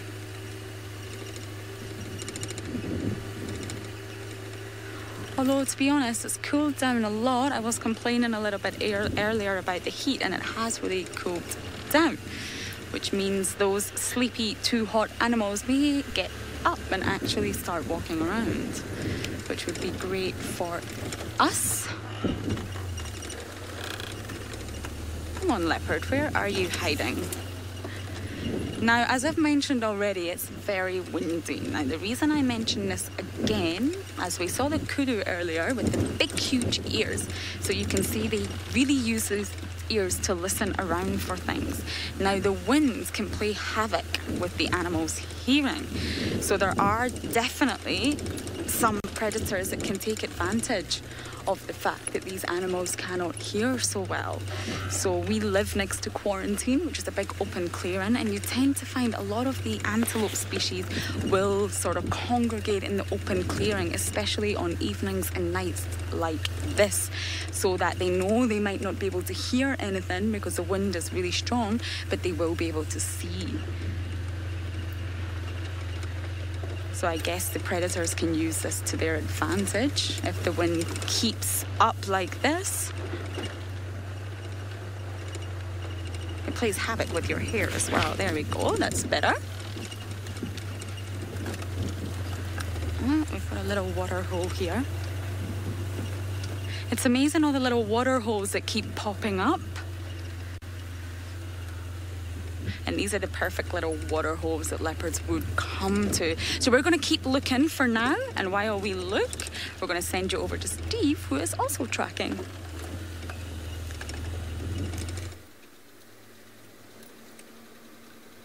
Well, thanks, Lauren. Good luck with your leopard search. Well, folks, we follow those tracks into the drainage. Let me just give you an idea of where we are. Okay, so we found the tracks over here. And we followed them all the way down this road here into the drainage line over there. Oopsie, the wind is blowing. The other male lion is over there, just there on the junction. And the tracks sort of came out of the drainage line and they've disappeared. There was nothing on the road. There's been some rain. It's very difficult if the ground's not soft to track. But this morning in this area over here, Jamie and Seb were following up on some birds in the trees, vultures and the like. They didn't manage to find anything. And, well, they also said that the tracks of this male lion came from here somewhere. Came from sort of Philemon's Dip area down. So it's a good chance that these two are probably two of the other evokers with a female, and he doesn't even know where they are. They might be very close to each other, but we're just going to come around here and see if we can find any tracks coming in and out, because you never know. We might be lucky. It is that time of day. It has cooled down a whole lot, and we might be lucky with some animals moving. We're going to the area. We already did a loop around the block where they had the vultures this morning. There was nothing in there that we could see. We couldn't see any tracks, but it's so very thick. Seb almost brought the drone out this afternoon to fly into that block so that we could find anything that might be on the ground. But when we did drive around, all the vultures are gone. That's normally common practice when it's very windy. The birds of prey don't normally stick around too long in the trees. They quite enjoy the wind because it helps them to fly, to gather some speed, and also it's hard to hold on when it's very windy. There we go, talking about birds of prey. I don't know if you're going to be able to get him, Seb. There's a bataleur up in the tree there. Sorry if we do happen to catch the roof in the shot. There's the bataleur eagle. Juvenile. Oh, thanks, Anna Marie. I love to show the map. I think it's quite nice for people to get, Marie, I think it's nice for people to get an idea of where we are. Now, you can tell the wind direction by looking at the bird. You can see the clouds are blowing in the same direction, and birds will always position themselves in a tree facing the wind, because obviously they can hold on that way, and if they want to fly, they just jump, and the wind picks them up, and off they go. I saw this guy a little while ago in the block, and I walked in to see if I could find something, but he flew off. Bataleurs are a very good indication of food, very good indication of meat, but I think there's a little bit of alarm calling going on up there. Seb, do you hear that? Mm-hmm. I think it might just be that bird that's next to him. There's another bird on the branch. There's a couple of them, in fact, a few starlings that are not very happy with the presence of the eagle. Oh, my mistake. That is a brown snake eagle. I'm looking with my binoculars. You can actually see the eye is yellow. And it's very tricky. We've got a very puffy head, brown snake eagles. And they are brown in color, of course. And they have no feathers on the legs. My mistake. I saw a little white band on the wing, thinking it was a bateleur, but you could just make out the yellow eye there. Brown snake eagle, well known for catching small reptiles and snakes. Of course, as the name implies, not only brown snakes, folks, whatever snakes they can come across. And maybe the birds are angry because there are snakes around, or maybe they're angry because the eagle is there. It is a breeding time for most of our birds, and so any raptor or any bird of prey or any predator, in fact, is often dealt with quite quickly. He's decided he's going to have a little bit of a preening session up there. You see how he's trying to hold on. The wind is really fluffing its feathers, almost like boats on the lake. You can tell which way the wind is blowing. The direction the boats are facing is generally the direction the wind is coming from. Very good, beautiful sky. Not as overcast, it seems, as the Masai Mara. Wonderful grey backdrop. Beautiful image of a brown snake eagle perched beautifully in the tree.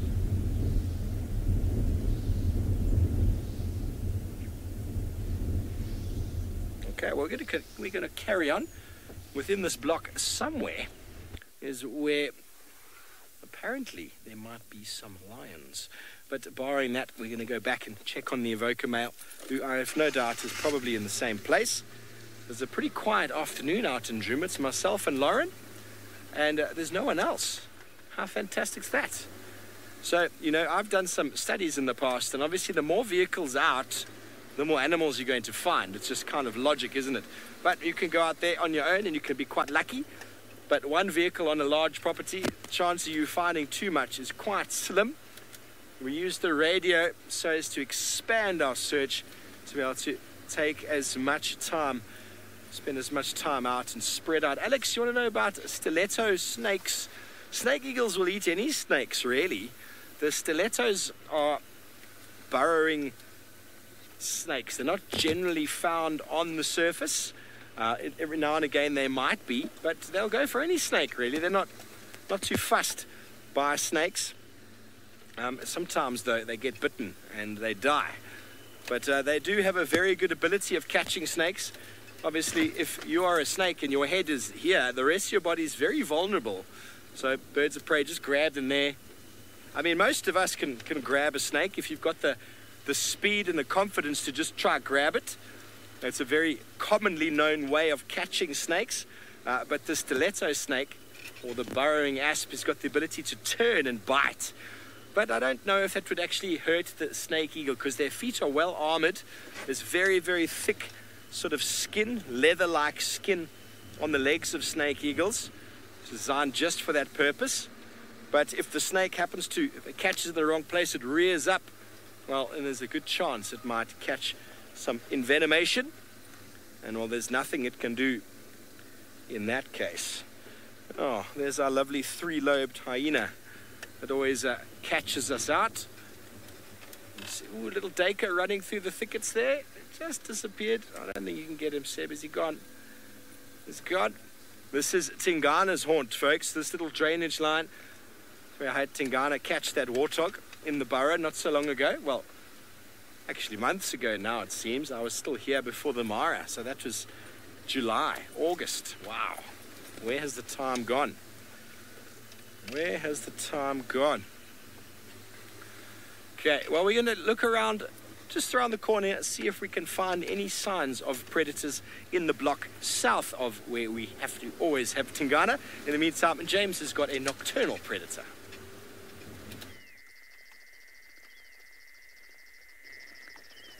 Righty, here we have an ool, as David Gatambagitu would call it. It is a giant eagle ool, or the Varro's eagle ool. And it is sitting atop the Balanites tree, looking for things that it might catch in the night. I actually saw a picture today, and that picture was of what looks like a giant eagle ool, like this one, taking a white-tailed mongoose, which I would have thought much too big. for an ool like this, but apparently not. And so any mongoose that are knocking about here in the grass, any other rodents, perhaps some, even I suspect something as big as a black-bellied bustard, if it was asleep in the grass here, would be fair game for this ool. Hello, yes, we are talking about you. You look a bit dishevelled, to be honest. I think that you have got a bit wet, and if I were you, I'd be in a thick, green, leafy tree, not sitting out there in the open. Perhaps you're a rebellious teenager and you don't care. This is the James Dean of ools. You can also see his tremendous talons on the bottom there of his legs. Huge. I think they must be 3 inches long at least. He reminds me slightly of my brother. Now, I doubt my brother's watching. I'm sure he's at work still. But my brother looks a little bit like a giant eagle ool when his hair is wet like that. It's quite funny. Monique, you want to know how tall he is, or you say he looks so tall? Yeah, they are quite tall. They're about, I think they're about 2.5 feet tall. Let me check, maybe not quite that much. I'm going to check for you exactly how tall they are. How do you spell ool, do you suppose? Right, the rose eagle ool is 2 feet tall, 62 centimeters on average. The male weighs 1.7 kilograms, which is, what's that, about, I don't know, just under 2 pounds. And the female weighs 2.3 kilograms, which is quite a lot heavier, just over a pound. Sorry, just over 4 pounds. 5 pounds. Female is 5 pounds, male is 4 pounds. Bubo lacteus is what it's called. I think that's rather a nice Latin name. Bubo lacteus, sitting in Balanites aegyptica. Now let us just quickly do a little bit of researches on the food. Hunts mainly by night, yes, often from a perch, yes, that's good. Often near a game trail or open riverbed, well, not so much here. Now, apparently, they also eat yellow-billed ducks. That's quite interesting. They'll eat anything from termites, beetles, warblers, half-grown vervet monkeys, secretary birds, warthogs, warthog piglets, and capable of flying while carrying 1.8 kilograms. Now, I would have said that mongoose had caught yesterday and then flew off with must have been in the region of 3 kilograms, so possibly even higher than that. Interesting.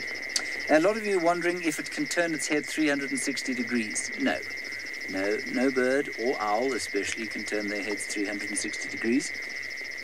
They can turn their heads pretty close to 270 degrees though, and the reason they're able to do that is obviously they have very flexible vertebra, and they also don't cut off circulation to their brains.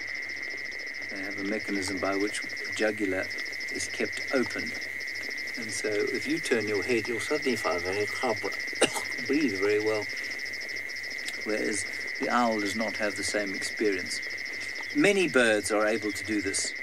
It's not just ools that are able to do it. Ools just look like they're doing it more effectively than others because I guess they just have heads that look like tops. You know, if you watch a hornbill doing that, it's not that impressive, but when an owl does it, it just looks that much more impressive. But if you watch a hornbill, for example, cleaning its back, it turns 180 degrees round very easily. Excuse me.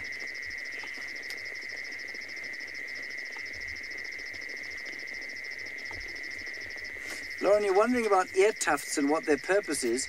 I think they're largely decorative. They are not the ears, obviously. The ears are nowhere near what we call the ear tufts. And so, you know, they don't have any function in hearing. And I don't know that they actually have a biological function further than it's the same kind of thing as why do magpie shrikes have long tails, I think. I'm not sure. I'm happy to be corrected on that. but the ears are not near the ear tufts. They're much closer down the cheeks, much further down the cheeks than the ear tufts. It might help, I suppose, with focusing the sound into their faces. You can see their dish-like faces. Most obviously you see it on a barn owl, which does focus sound and behaves a little bit like a satellite dish and allows them to locate their prey using sound. Maybe it helps with that, but it doesn't look like it, does it? It makes it look like my brother. I suppose technically they could turn their heads 360 degrees, actually, if I think about it. They can't turn them all the way around, but he could look over his back, almost entirely behind him, and then turn around and look the other way, all the way over his back, just about. So, yes, so almost 360 degrees. Whenever people ask that, I always think, well, do they mean, can he sit where he is now and turn his head 360 degrees back to where it is now? And the answer would be no.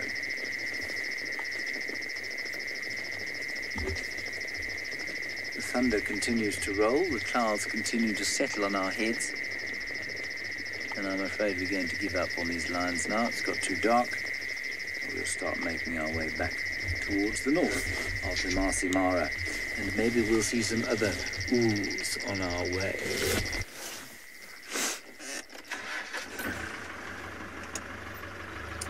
On we go. Goodbye, ool. I hope you catch something tonight and your feathers aren't too wet. It's looking at us now. What is it? Colour. Oh, we've come back to colour. Bonge, what do you want me to say? Oh, we're in infrared, everybody, in case you're wondering. We're now stuck because I was distracted.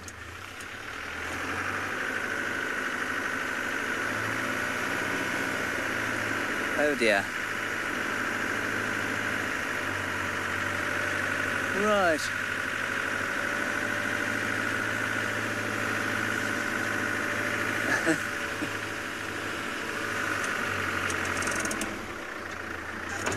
All right, now we're going to try and get past this little rather difficult spot. There we go. We've made it, Bungay. Don't worry. Sinek, the most beautiful owl for me, probably the Pell's fishing owl. The Pell's fishing owl is a stunning owl. Oh my goodness gracious me, this is not looking good for us. It's a beautiful russet-coloured owl, catches fish. Whoa, whoa, whoa, whoa. We're almost onto the main road. Phew! Phew! Okay, you all right? He is grinning, which is good. So I think the Pell's fishing owl, my favourite owl. I'm not going to try and show it to you on my phone. Unfortunately, it's raining a bit too much for that.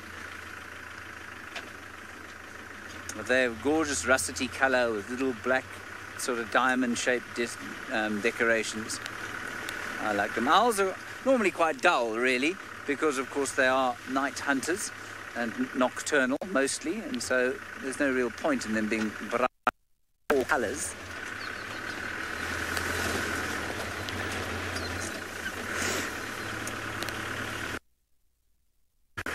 Beautiful river. This is the one where the Sausage Tree Pride spends a lot of their time, so we will...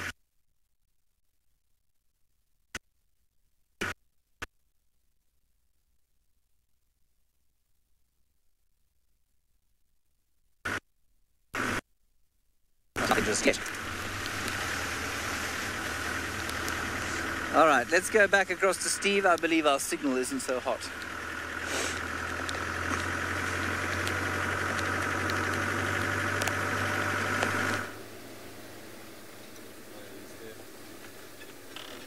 Welcome back, folks. We did a loop around. Didn't manage to find any tracks crossing both roads into that block where there was apparently some form of kill this morning. No one really found it. All Jamie and Seb had was some vultures. But we've decided, why not? Let's come and have another look at this evoker male, who is now moved closer to the road for a beautiful shot. How's that, Seb? Yeah. Here we go. I'm just going to let everybody know that he is still in the same place. If you just give me a moment to talk on the radio. Stations relocated on the Avoca male, same place, one station on lock. So now everybody who is out there, not that there are many people, have the potential now to come and have a look. Because when you've got a large property to traverse, if you have to look in every nook and cranny on your own, it can take a very long time to find what you're looking for. But when it comes to tracks, for example, we found those tracks of that at least 3 lions walking. If you've got someone else who's out helping you, they can kind of minimize the search area by helping you check roads, check areas, check accesses, and then together as a team, you can find what you're looking for. Well, this guy is not in a team at the moment. He's normally in a coalition of 3 males, the Avoca males. One of his brothers has been in a relationship for the last little while. I don't know which one. I haven't been able to identify the 3 brothers yet since I've been back. I've only seen one on their own and now another one.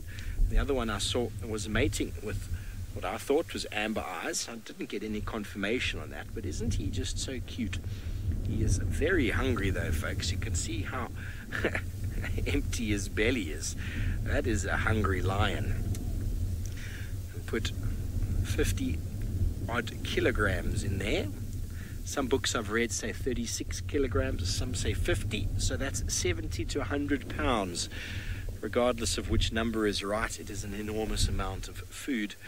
And a hyena can only put about maybe 25 pounds, about 30 pounds in their belly. There we go, he's up. There was some impala coming down very, very nonchalantly down to the little watering hole to come have a little drink.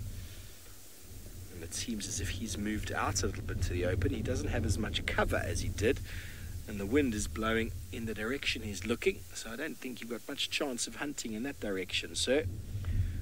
Maybe he's been searching for his brothers. Seeing male lions come together after a bit of separation is always very special.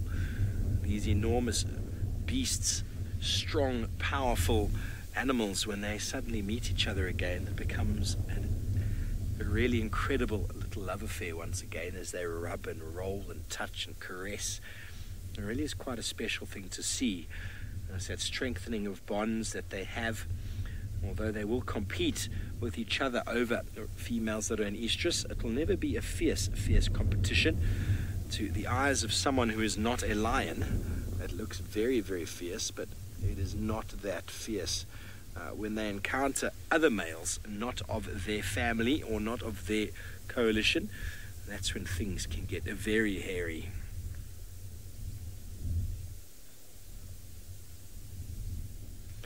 Chick, you would like me to name the Avoca males. I'm afraid that's out of my hands. It is something I think that's being spoken about, but definitely the likes of James and also the leading guides on the property will be responsible for the naming of them. It's not a process that I'm going to get into right now, but it is something that I know sometimes we like to get, or many of the time, we like to get the viewers involved in. But for now, it is not what we are going to do. I do apologize, Chick, but it will happen, no doubt. Once we get to see them more regularly, they'll definitely get names. No doubt it will be some local name that describes their behavior, describes something about them. Seb, I'm just going to move up a bit so we can get his better side. He's decided to finally pick his head up, but he's now looking in the wrong direction. Well, he's a wild animal, folks. He's not going to do what we need him to do. We just give him the space he requires, move around him. Looking quite solemn, I must say. He's probably wondering, where are my brothers? Tell me when you're happy, Seb. There we go, that's much better. He is a beautiful, beautiful lion. I remember when I left here in September, I think the last time I saw the Avoca males, they didn't have a full mane. Only one of them was really looking quite big and strong. But now this one and the one I saw the other day with the mating pair, both have got a full mane. And it's quite incredible how the mane development can actually increase once male lions form dominance and form a coalition and access a territory. They suggest that a lot of the development of the mane comes from testosterone, and testosterone is obviously increased and pushed around the body during aggressive acts and through fighting. And when male lions do interact and fight with other male lions, even if it's just with themselves, that testosterone builds up. And one goes a hardy-dar ibis flying over. He just went, oh my word, there's a lion there. And off he went. So they reckon that male lions will reach a certain mane development at a certain age, normally between about 2.5 and 3.5. And then once they form some form of dominance, and they get into some fighting and battles, suddenly that mane really kicks in with the increase in testosterone in their body. I'm not 100% sure the science behind it, but it makes a lot of sense, because suddenly out of nowhere, in with a couple of months, these guys went from having scraggly manes to looking like the king of the jungle. Look at him, there's a few wounds on him, and that characteristic little mark on the lip should make him easily identifiable.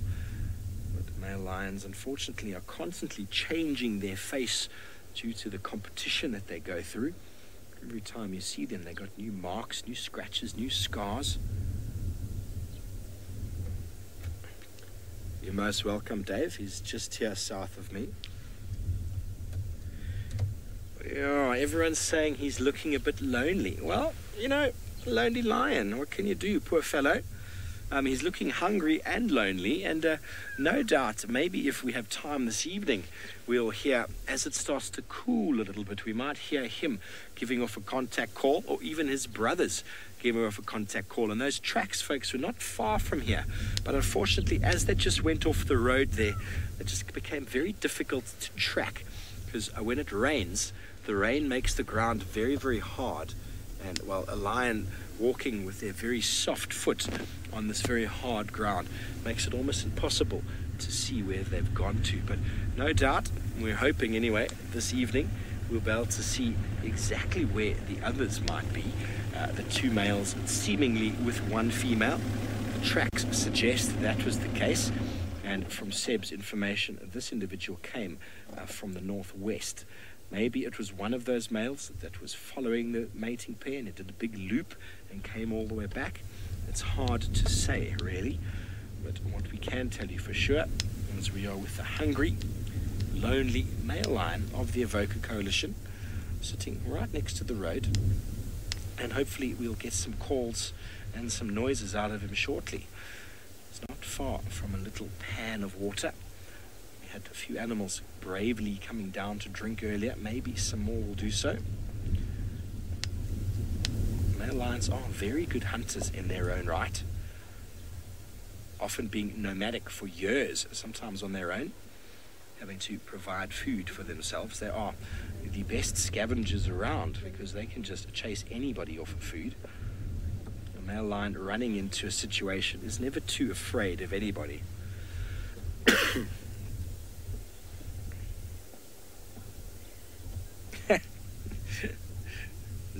Didn't get that name. Zebra. You want to know if lions look bigger on screen than they do in real life? Well, Zebra, I'll tell you one thing. The lions look relatively large when they are sitting on the ground, even on screen, even in real life. But when they walk right up to the car and they walk right past my leg, that is when they really, really look enormous. But they are beasts. They are really, really big animals. They can get up to about 500 pounds. I mean, that is enormous. Can you imagine a human being of 500 pounds? And they don't stand that tall. They're quite long, I'd say, but it's all muscle, bone density and muscle. There's no fat on them at all. Oh, there we go. That was hard work. Such hard work. He's also got a quite nice, easily recognizable double spot on his lower eyelid there. So no doubt, folks, in the coming weeks or coming months, there will be more discussions about the naming of these individuals. Sadly, it's not going to be me today. There's a bit of a process that we go through so as to get a lot of participation involved in, and everybody gets a bit of feedback. Obviously, the Djuma guides need to be involved. The viewers, we love to have your involvement as well, of course. It is your show, after all. So so we have got a vehicle that has just joined us, of course, as you heard me calling them in. They are sitting just behind us, and they're quite excited to be seeing this big male lion, and their gasps are also like, how big is he? But a male lion lying in the grass, it never looks as threatening as it does when night falls. And I remember the one time being with the Avoca males just up the road from here, and all three of them stood up, started roaring right next to the car, and then one by one filed right past my leg. I tell you, it doesn't matter how many times that happens, it is still quite sort of bone chilling, because at night their eyes change shape, their pupils dilate and become enormous, and they just take on a completely different edge to themselves. You might hear some oxpeckers flying overhead. There might be some buffalo hanging around in the drainage. We might see if our male does anything soon, and if not, we'll go see if we can find something else.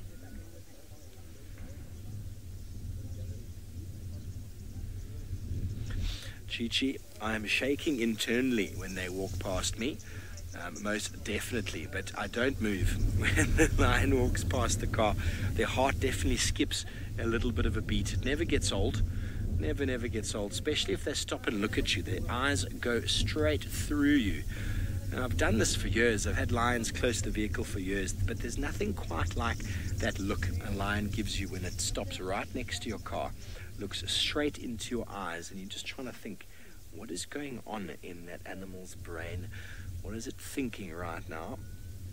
And they say the true sign of a man is to be able to stand your ground on foot, eye to eye with a male lion. That is a testament to becoming an adult in many African cultures. A lot of that is changing due to the limitations that most African cultures have with the wilderness these days. And most of the wildlife has been removed from areas that they once roamed freely. And so a lot of those old traditions are being lost. But I've no doubt the Mara, the Maasai still have certain traditions like that. They still live very intimately there with their animals, living in the landscape with their cattle as well, obviously. You need to be able to protect your cows, and the biggest threat to the Mara cattle is indeed lion.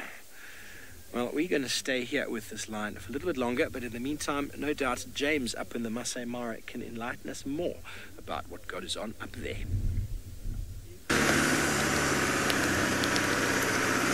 Righty, we've left the Sausage Tree Pride area. We might find some of the pride on the hunt.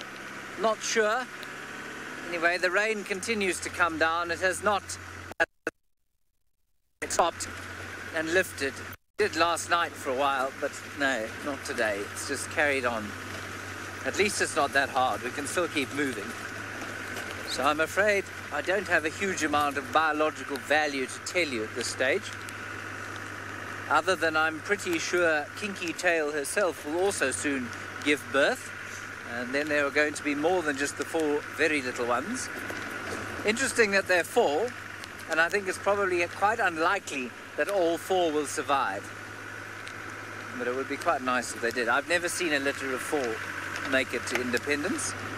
In fact, I'm not sure I've seen a litter of 3 make it to independence. I'll shine the spotlight a little bit. It's going to get wet though, and then I'll have to put it away. Anyway, that's the state of play out here in the Masai Mara. It's supposed to be dry season now, but it has failed to be dry season. I do seem to have spent an inordinate amount of time out here in the rain, as have we all, of course. Who can ever forget the possibly one of the most classic sightings we've ever had of 2 presenters, Jamie, she was presenting at the time, and Taylor. In fact, I think that neither of them were presenting, they weren't live. And Taylor a little jump over a little gully, and she fell straight on her face, and it was very amusing. Apparently Jays are blue. Is that what your name is? Jays are blue. My jacket looks better in infrared. Well, I'm very pleased it looks good in infrared. It's probably got something to do with its redness. It is certainly a very red jacket.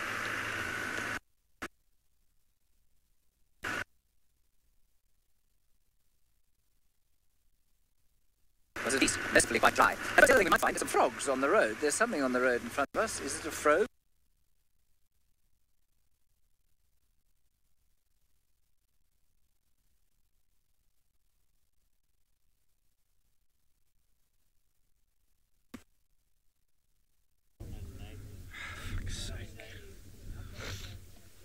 Welcome back. Terribly sorry about James's signal up in the Mara.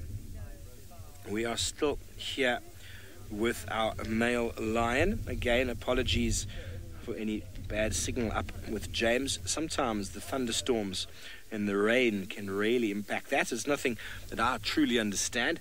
I can tell you most things about lions and the plants, but when it comes to how exactly the internet and the connection works on these vehicles, well, that is where the other guys come in. Well, Seb, I think, has a much better understanding than I do, but I really am not going to pretend to understand it all. All I know is some things really do affect it, like this time of year here in Djuma. The thickness of the bush really does impact on the signal. Certain areas that in summer we get great signal, and in winter we get, or in winter we get great signal, in winter we get summer we get absolutely nothing. Sorry, I'm getting very caught up on my words here. Well, he's done nothing at all. I don't know if he's going to move much, but I'm sure in the next, probably, 5 minutes before show end, he's going to get up, give us a bit of a roar, and off he's going to go. What do you think, Seb? Yeah, I agree. Seb agrees. That's how the evokers normally work, but I must be honest, the wind has really cooled things down. It is a lovely afternoon compared to the last few days that we've been having. Might just hear a vehicle just starting up. The landowner vehicle behind us is in us with the sighting. They're going to be moving off, I think, or repositioning for another view of this very flat cat. Please don't forget to keep your questions and comments coming through the hashtag SafariLive, or throw them in on the YouTube chat stream.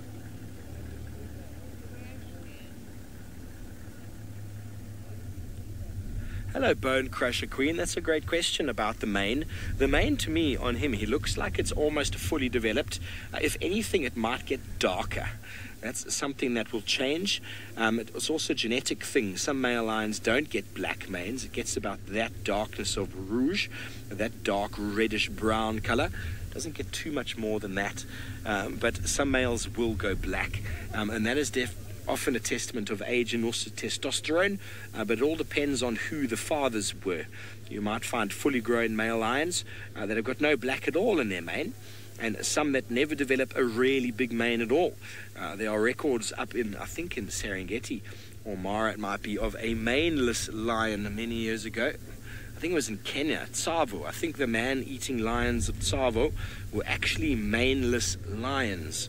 And it's possibly a reason why they became man-eaters, because they weren't really accepted into lion society. But that is a story that I'm not too familiar with. I do know that it is a true story. In the movie, The Ghost in the Darkness is obviously a little bit of a play about it.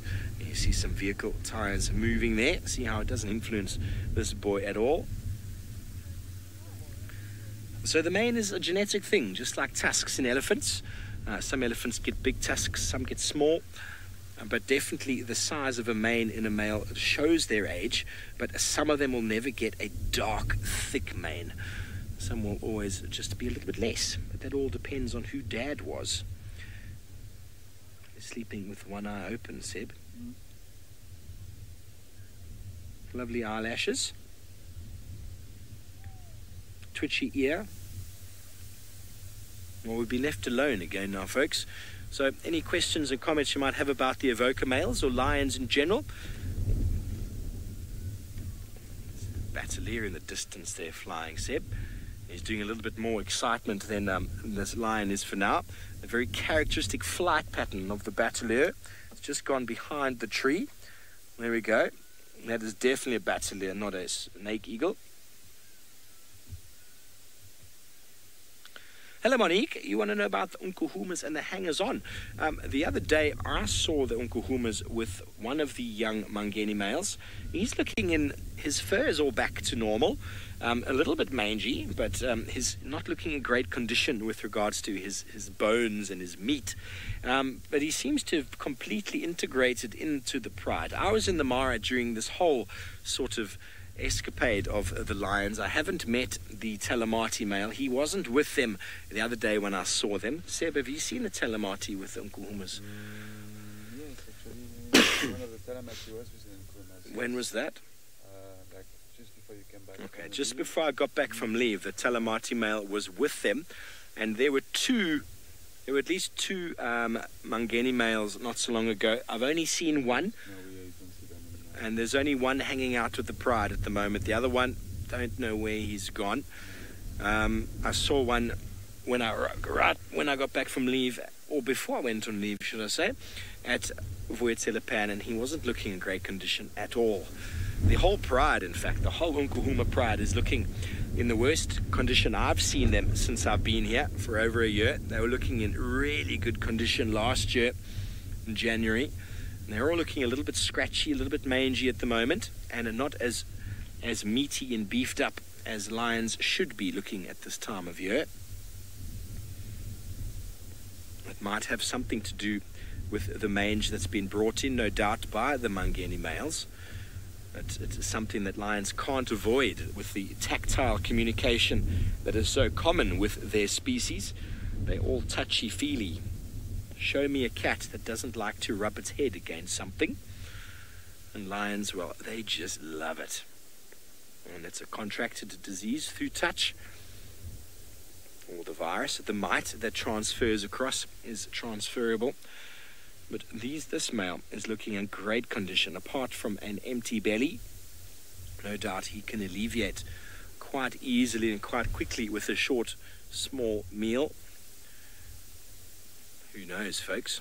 He might jump up now and catch himself some dinner. As I said, the temperatures are really pleasant right now.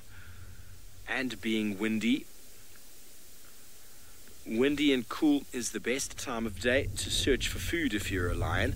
It's not the best time of day to search for animals, as Lauren can be testament.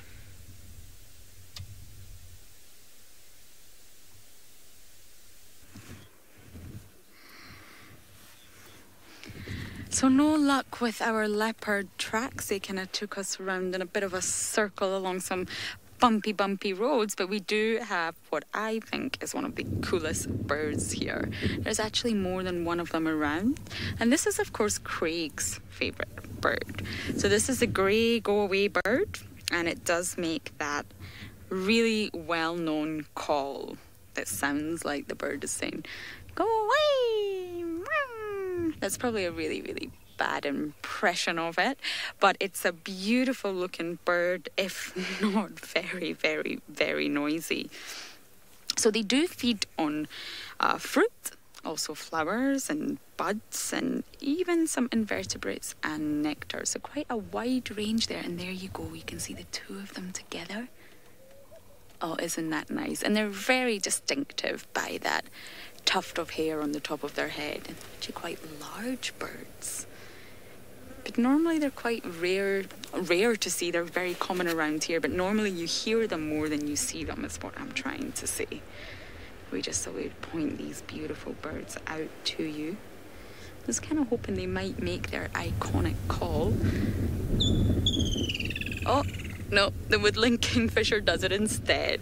So let's check out this undeniably beautiful sunset. Oh, there's the woodland. Nice one, Craig. Although we can only see its back. This is a bird that called instead of the grey birds. Jennifer loves the birds, so I'm not sure whether you're talking about the grey go-away birds or the woodland kingfishers, but Jennifer, they are both really cool birds to have around. And I was actually saying the other day, I can't really remember what life was like without the woodland kingfisher around. It is just, the call is from about 4 a.m. onwards. That's the most loudest sound that we hear out here. And I just can't remember what it was like when that sound wasn't around. So let's just check out, we'll give you a better view of the slowly setting sunset. With all these clouds in the sky, it's actually going to be quite beautiful. Let's see if we can get a good view of this. How's that, Craig Moore? You can see what kind of night we have in store for us. Can you see the sun is slowly setting there with all those clouds? So I wonder if we are due some rain tonight. We were supposed to get a lot of rain coming our way that we were a little bit worried about, but it seems to have been diverted. So I wonder what is in store for us tonight. Isn't that beautiful? A sunset with a clear sky is beautiful, but a sunset with a cloudy sky is also equally beautiful. But you can see we probably will lose light a little bit quicker. So we're going to continue on and see exactly what we can find before it gets too dark. I was actually having a conversation with Tristan last night about how I find it really difficult, me personally, to see in that sort of dusky and dawn light when it gets sort of the light's just coming or the light's just going before darkness sets, and I find my eyes just don't work. And Tristan agreed, humans are not really designed to have peak eye performance in those sort of hours of the day, but yet animals are. We're just talking how fascinating it is that is probably their peak time of day, and yet for us,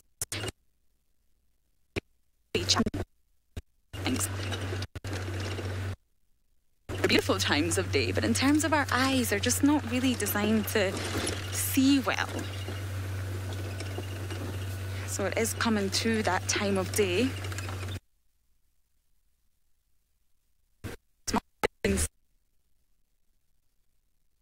Let's come up.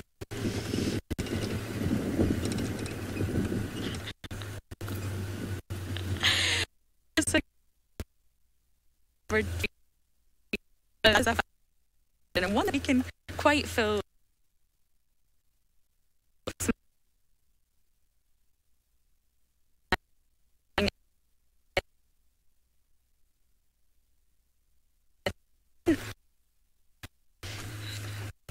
okay, just having some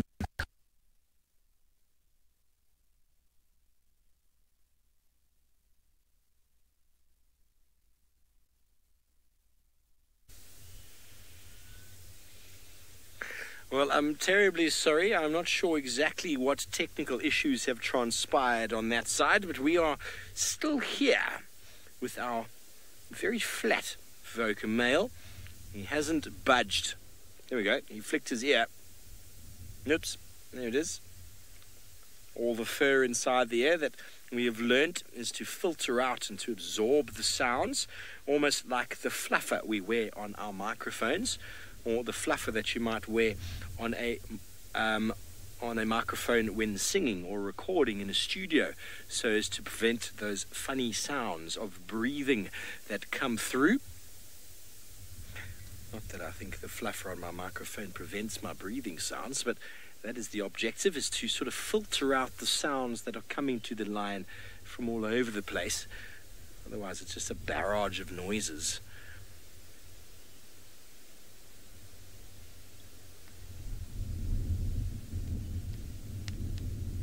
So anybody out there, through the identification that we saw of this male, able to recognize exactly which one he is? I know he's not named at the moment, but I don't think he's the one that's been...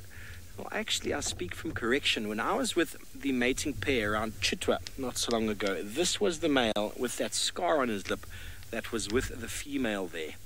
I remember that now. I remember taking a photo, in fact. That scar on the lip is what I remember. So I think whoever was mating again has basically, you know, lions are not shy. Females will mate with consecutive males so as to ensure sort of fertilization of the eggs, should I say. And, well, on that note, what marvelous news up in the Mara. It seems like we might have some more babies or some more cubs in the Sausage Tree Pride. I believe there might be four new ones up there. I don't think James is able to get to them this afternoon due to the weather. But no doubt that is going to be some amazing fun and games and joy and pleasure over the coming weeks. There is nothing more entertaining than new cubs because, well, they're full of energy. They're far more exciting than this male lion is. But what can you do? We don't have too many other options right now. The concession is very quiet this evening. We're toying with the idea of maybe driving around, seeing if we can bump a leopard. It's a bit too late in the evening to start tracking, but it's also getting to that time when he might just get up and do something.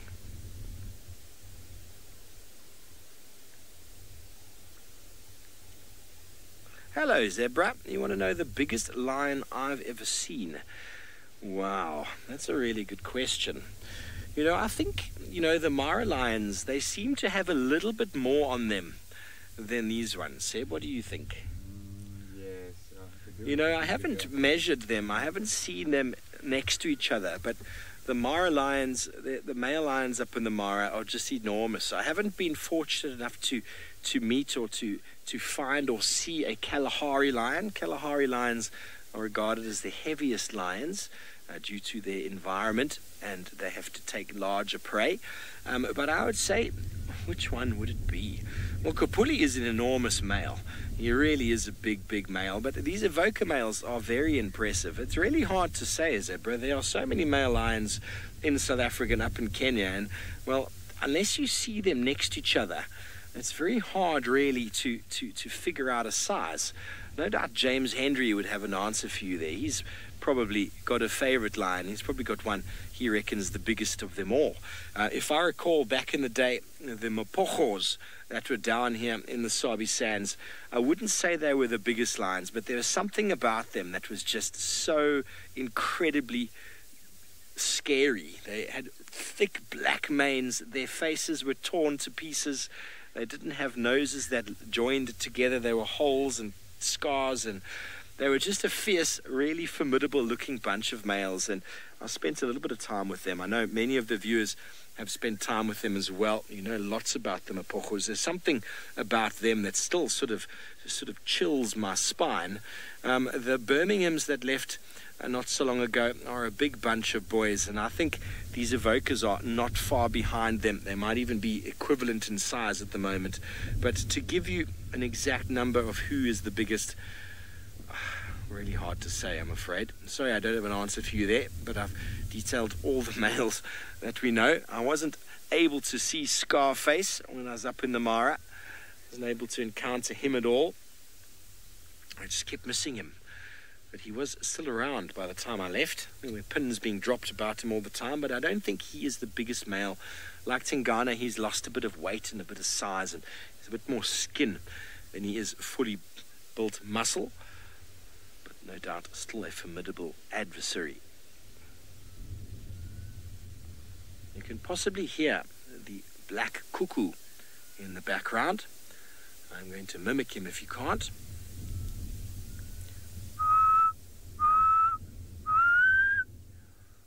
Very mournful sound in the African bush in the summertime from one of the cuckoo species. So it's basically saying, I'm so sad. Quite easy to remember. Ooh, we got another flick, Seb. We got another flick. Okay, he's going to raise his head now. You can just kind of feel it, can't you? Can you feel it, everybody? 3, 2, 1. Well, that was unexpected. Obviously, he's not going to do anything right now. Something is going to jolt him to attention, and then obviously we're going to have to move to reposition, because that is just the way it works, doesn't it? Don't forget, folks, we are live and interactive, coming to you from the Kruger National Park, Sabi Sands, in Druma Private Nature Reserve, Private Game Reserve, should I say, with the Avoca male, the unnamed Avoca male for now. Your questions are most welcome, as are your comments. Who is the biggest male lion you have seen, ladies and gentlemen? send through your comments to #SafariLive, or just throw them in on the YouTube chat stream. No doubt some of you have got one that would ring out in your mind. No doubt there is a male or it's part of a coalition. Get your answers through now. Let's see if we can give Zebra the answer she wanted to know about who is the biggest of them all. And we'll ask James as well his opinion.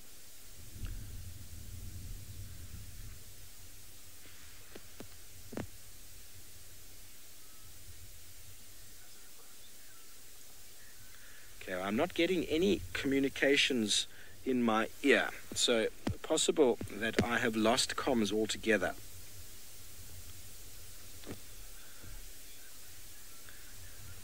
Okay, I am now getting communications. There we go. His head is up. And, well, while we wait to see what this beautiful male is going to do, and we wait for your answers, let's go see what Laura's up to.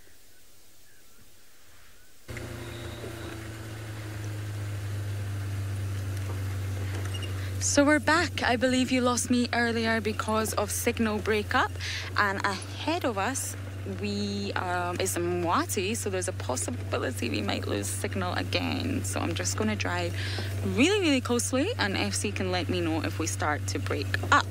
So I got asked a question before we broke up. Let's hear it again and we'll go for it, since our luck with animals has not been fantastic today.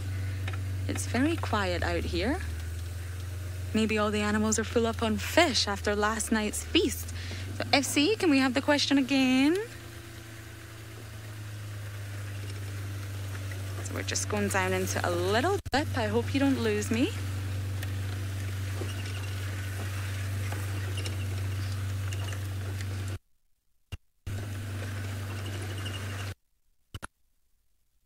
I ever free dived with sharks. We're finally going to get an answer here. Yes, I am a free diver and I love it. It's my favorite thing to do. With sharks, no. Well, yeah, Atlantic reef sharks, but I have scuba dived with bull sharks and tiger sharks. They're really not as scary as you would think.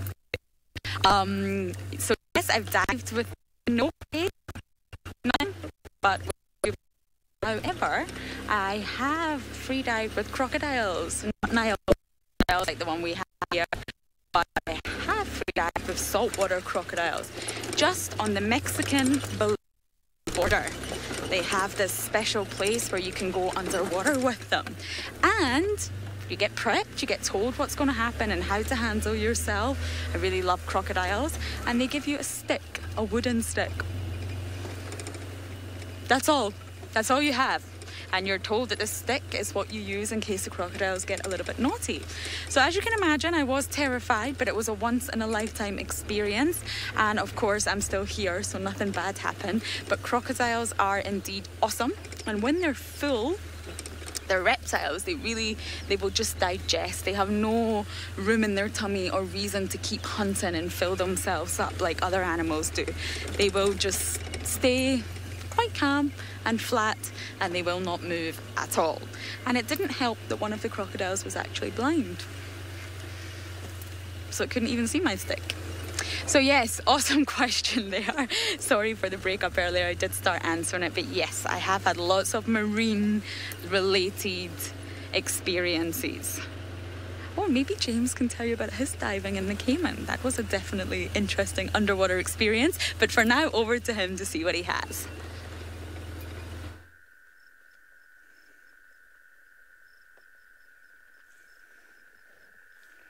Right, sorry everybody, we have been very absent for quite a while. We've been driving home, communications between us and Final Control impossible. We've seen 2 jackals. We tried to show them to you, I'm afraid, but our comms went down. Now we have a toad of some description sitting on the side of the road. No idea what kind of toad it is, especially as we cannot see its colours.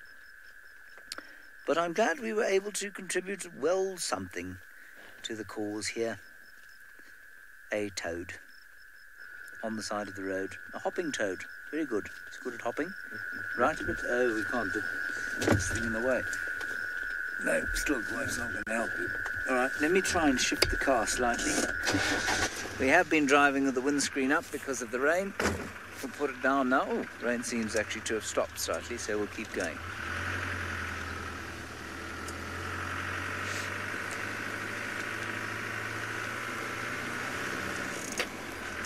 It was a very, very bad decision on my part to come down this far south. We could probably have been sitting with the Olololo pride the whole afternoon. Possibly even that hyena and her 2 cubs. Well, one takes chances, and this is what happens, really. The thing about taking a gamble is that people like me, if you take a gamble, you're unable to compute the fact that the odds are against you, and that means, therefore, that it's very unlikely that you're going to get what you want to get. And yet someone like me is always surprised when the gamble doesn't pay off, when of course the mathematics says that it really shouldn't. Anyway, let's see if we can't find 1 or 2 other things for you. This big bump, slide off the road. It's a lot of fun. Woo. Oh, my door opened. It's inconvenient. Lucky we're used to driving without doors. All right, Lauren Arthur doing a far, far better job than I am this afternoon. Let's go across to her.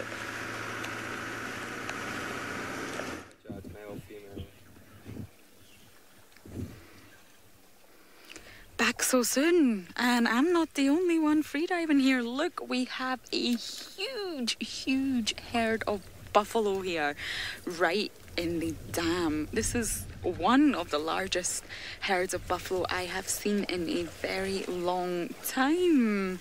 And this is another area that stimulates your olfactory senses, not quite in the way that the fish did at Chitwa, but buffalo definitely have a lovely, strong, earthy scent to them. Hello, guys. Oh, this is wonderful, just seeing them all drinking and fighting and splashing around.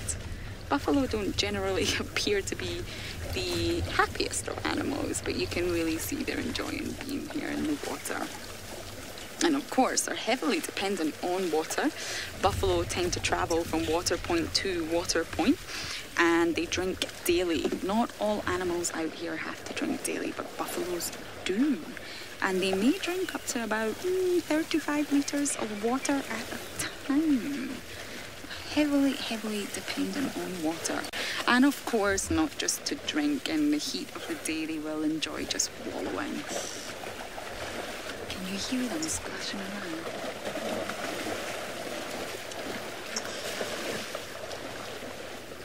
I hope you can hear that. There's lots of splashing. You can just hear them all walking along through the water. And there's lots of young ones in this herd, this breeding herd. Oh, this is just wonderful.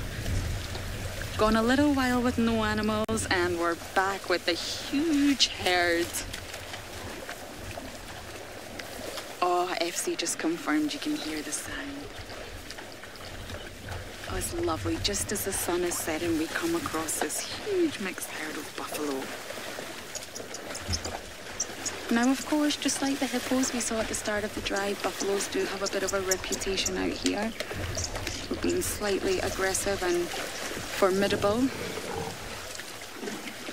And of course they can be, but this is just delightful seeing them all like this.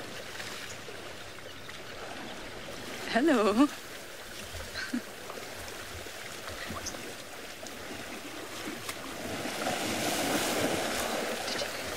Lots of splashing going on, and many of them have oxpeckers on their back as well, so many of them are getting cleaned a little bit as well. Red-billed oxpeckers. So this is actually why we were travelling from waterhole to waterhole, to see animals bathing and drinking, and we finally came across them just in time. Now females, they're just moderately sort of, I don't know, mildly sexually dimorphic. It isn't too easy to tell the difference between males and females. It's a lot more trickier than some animals, but the females do tend to be a little bit more reddy brown in colour. So you can see there is a different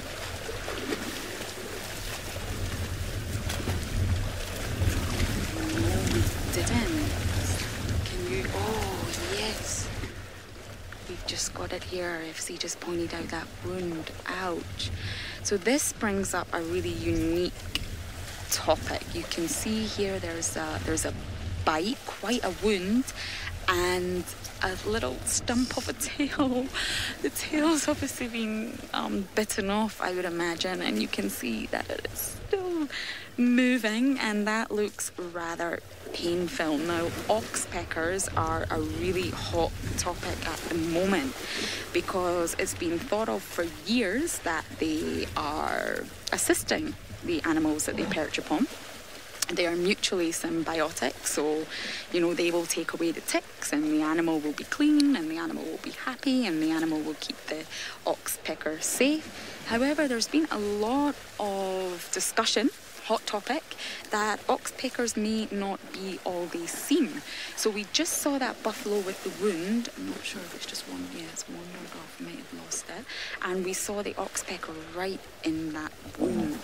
Now, the discussion centres around the fact that oxpeckers are said not to actually remove that many ticks. So they don't really facilitate the removal of the tick load. Of course, they remove some, but in comparison to the volume of ticks that is on an animal in general, they're not said to make too much of a difference. They are said to go for the little holes that larger ticks leave on animals and drink the blood, and they tend to keep wounds open. So if an animal does have a big wound like that buffalo did just there, the oxpecker is said to keep it open and not let it heal, which can of course lead to infections.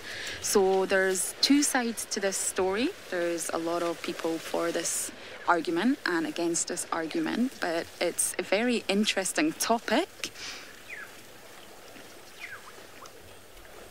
Oh, Jennifer, that's what I was just about to say. Yes.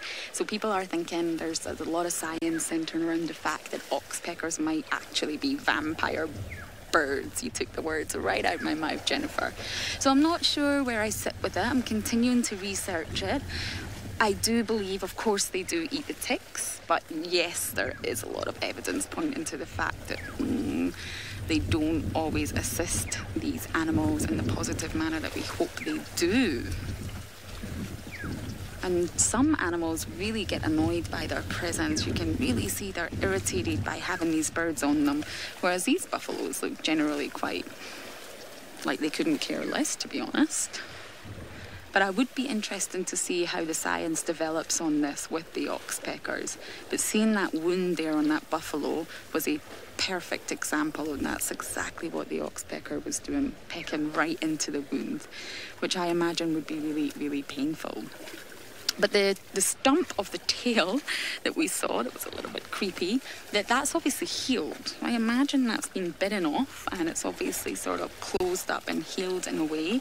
It just seemed to be the injury on the back left hip region, if you like. So I wonder how that buffalo got that. What did you do? So we may stay with these buffaloes. I love the face they're pulling. Look at that. Isn't that wonderful? We may stay with them a little bit longer because it's such a glorious sighting. But let's send you over to James now with a giraffe.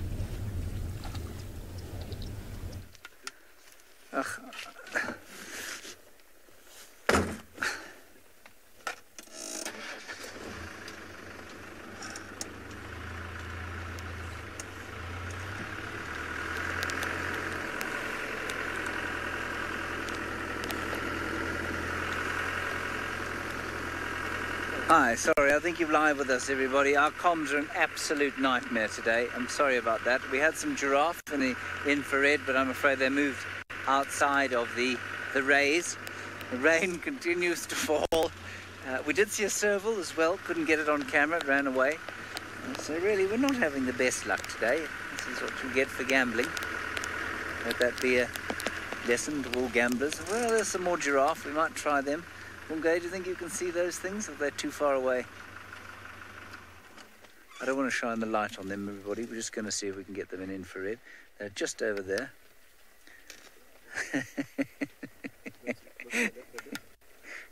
You want me to move the car?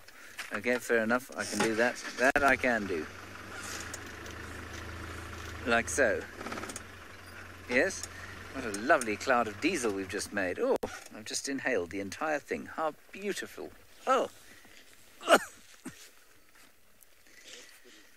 And the giraffe out of our range. Everybody, this is a superb example of how not to take a live night game drive. We're doing a superb job of that. And so if you ever find yourself trying to take a live night game drive in the rain, this is how not to do it.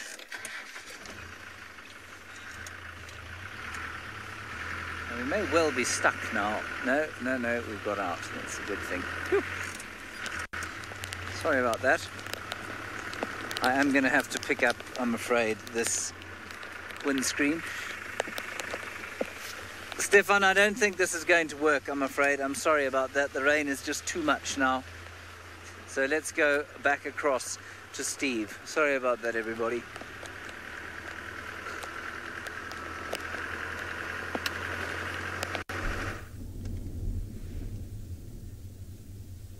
Welcome back. And, well, the buffalo are on the property.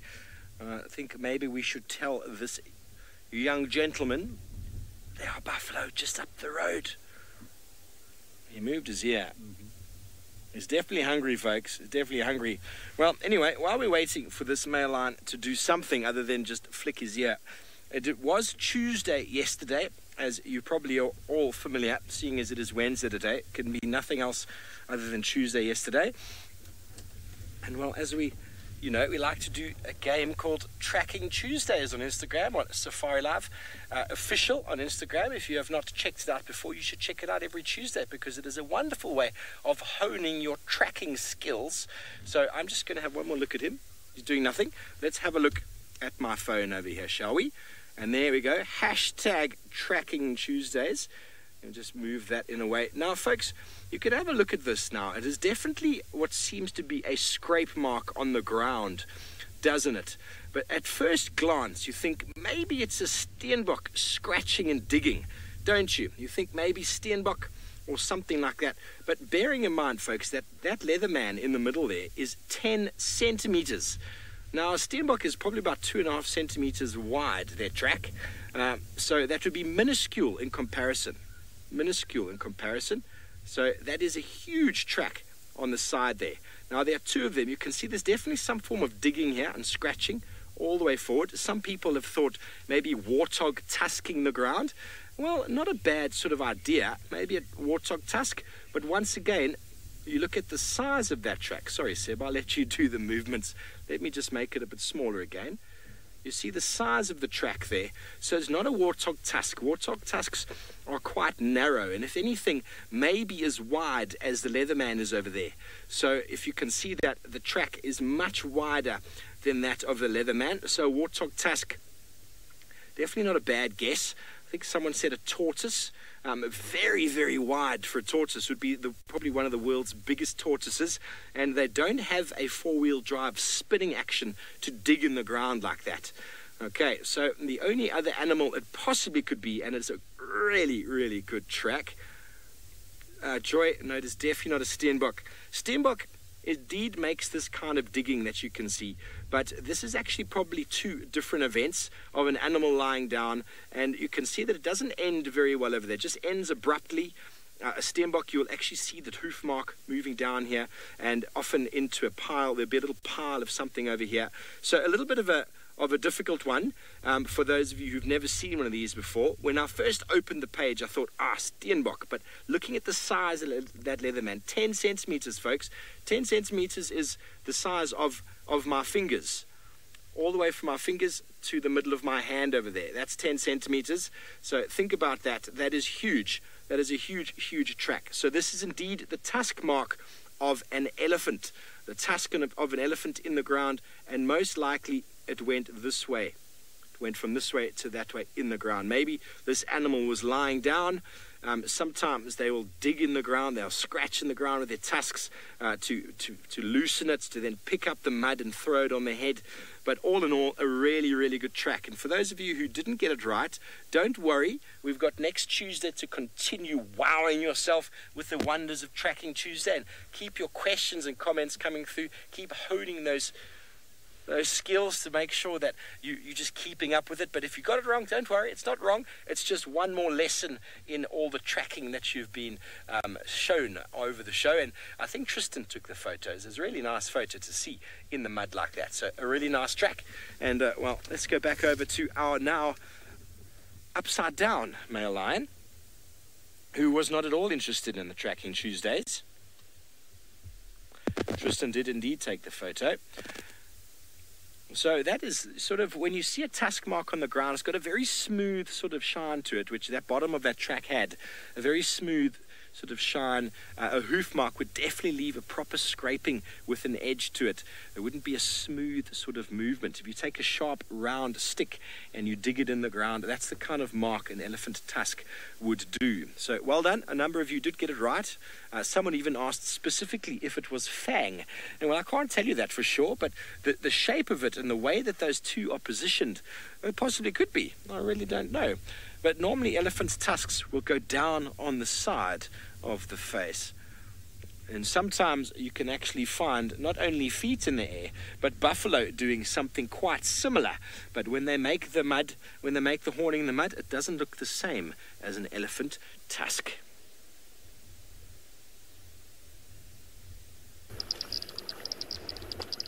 There's no way we could leave this sighting. This is just too magical. They're all in the water now. When we first approached here, there was some quite hesitant ones up on the bank. Water holes are always, I personally feel that some animals get nervous around water holes. Potentially, maybe there could be a lot of threats in the water. They maybe think there's crocodiles. Now, we know there's not in this one, but I think animals have a sense that if they go too close to the water holes, it could mean danger for them. And I touched on the male and female element earlier, but I didn't get I don't know, I must have got distracted. So a lot of textbooks and whatnot will tell you that the females are a slightly different colour, maybe a lighter reddish brown. I struggle to see this sometimes. And the younger ones are definitely a little bit lighter. But in the adults, it isn't always easy to just go by colour, I wouldn't say.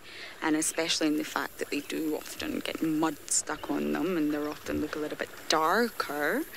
So it's best just to look at their horns and their bosses. So females tend to have much smaller bosses, that's the middle part on the head, and thinner, smaller horns compared to males who have this huge boss. It almost looks like it's a wig or a hairpiece sitting on top. There we go, Craig. And this is, of course, because they fight and they clash horns and they clash bosses. Yes, that's it. Perfect. I'm not sure if you were able to see the difference there, but I think it's a much easier technique to look at the horns and the bosses than it is to sort of look at the colour. So I was mentioning earlier the Highland cows, or should I say Highland coos, not too different from the buffaloes. I'm going to show you in case some of you are thinking, what on earth is a Scottish lady talking about? So here, this is a Highland cow found in Scotland. Very cute, very adorable, not like your average looking cow, but also very formidable. And they do have a bit of a temper problem as well. So you have to watch out for the Highland cows, just like these buffalo behind me. So I thought that tied in nice and perfectly. Now, I don't even know how many buffaloes are actually here. Terrible at estimating numbers. What would you say, Craig?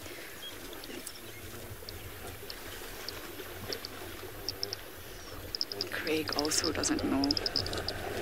Yeah, probably higher than 50. And you wonder, where were they all day? We've driven quite a lot today, round and round, and where were you guys? Now, the thing with buffaloes... Oh, everyone loves the Highland cow. I'm good. Some of you, I'm sure, are aware exactly what it is, but I'm sure some of you weren't. So there you go, a Highland cow or a Highland coo. if you want to say it in a Scottish accent. So normally when you find buffaloes around, you know that the lions will be onto them. Lions do tend to sort of follow buffaloes. A little splash there. Lions do tend to follow buffaloes around. As I mentioned, they do smell. So lions are very aware of that scent and are often found trailing behind buffalo. Not always, but we do know there's lions around. Steve's been with them today, so I wonder what will happen tonight. There may be an attempt of a buffalo hunt. So there is a beautiful sunset setting upon us, but let's go over to Steve who can show you that one.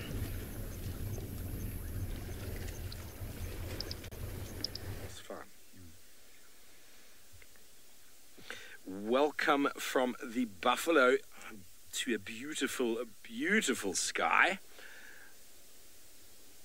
We are still with our male lion. Sorry about the pole there, folks. We've had our roof on in expectation of flooding, rain, hail storms that are scheduled 2 days ago. Still haven't emerged, but we arrived. We are just watching the beautiful sky as obviously the colours of the sun move through the atmosphere.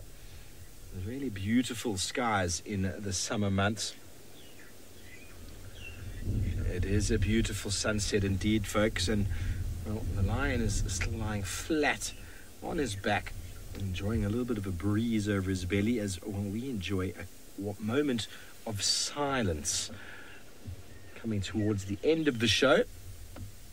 Such marvelous, spectacular views. Just going to keep quiet for a moment and let the ambience sort of rain in or soak into everybody, wherever you might be.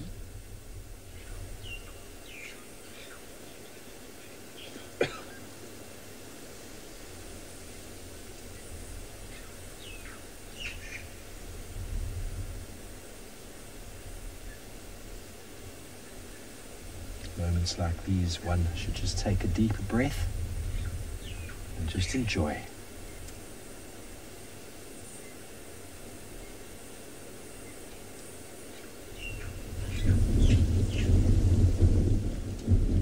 Excuse me, as the wind picks up, I'm keeping my eye closely on the male lion to see if he is going to get interested in moving north.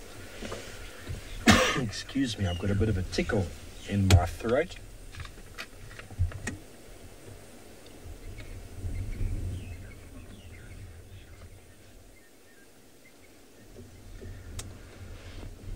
Excuse me, folks. So a little bit of a throat pain the last couple of days, but all is well.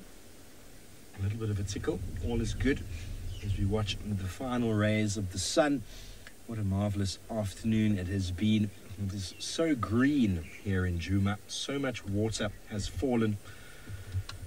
Excuse me, I do apologize for my throat. I would get a new one if I could. Beautiful reds, greys. What other colour can you see there, Seb? A bit of a purple. Pinks. Blue, orange. See how windy it is still. I do apologize. And as the final moments of the show draw to a close, wouldn't it be a fantastic way to end the show if our male lion decided to jump up and do something spectacular? Last minute action scene from the Evoker male. It could happen. It really, really could. I'm going to put you back on him now because, well, move up just a touch there, Seth. Just a touch so we can see his face. One last view of the male lion as we get ready to say goodbye. And there he sits, leg raised in the air. Thank you, everybody, for joining us on this sunset safari. For James and the Mara, hope you don't get too wet. Lauren, thanks for everything as well. All the questions and comments. Have a good evening. See you tomorrow.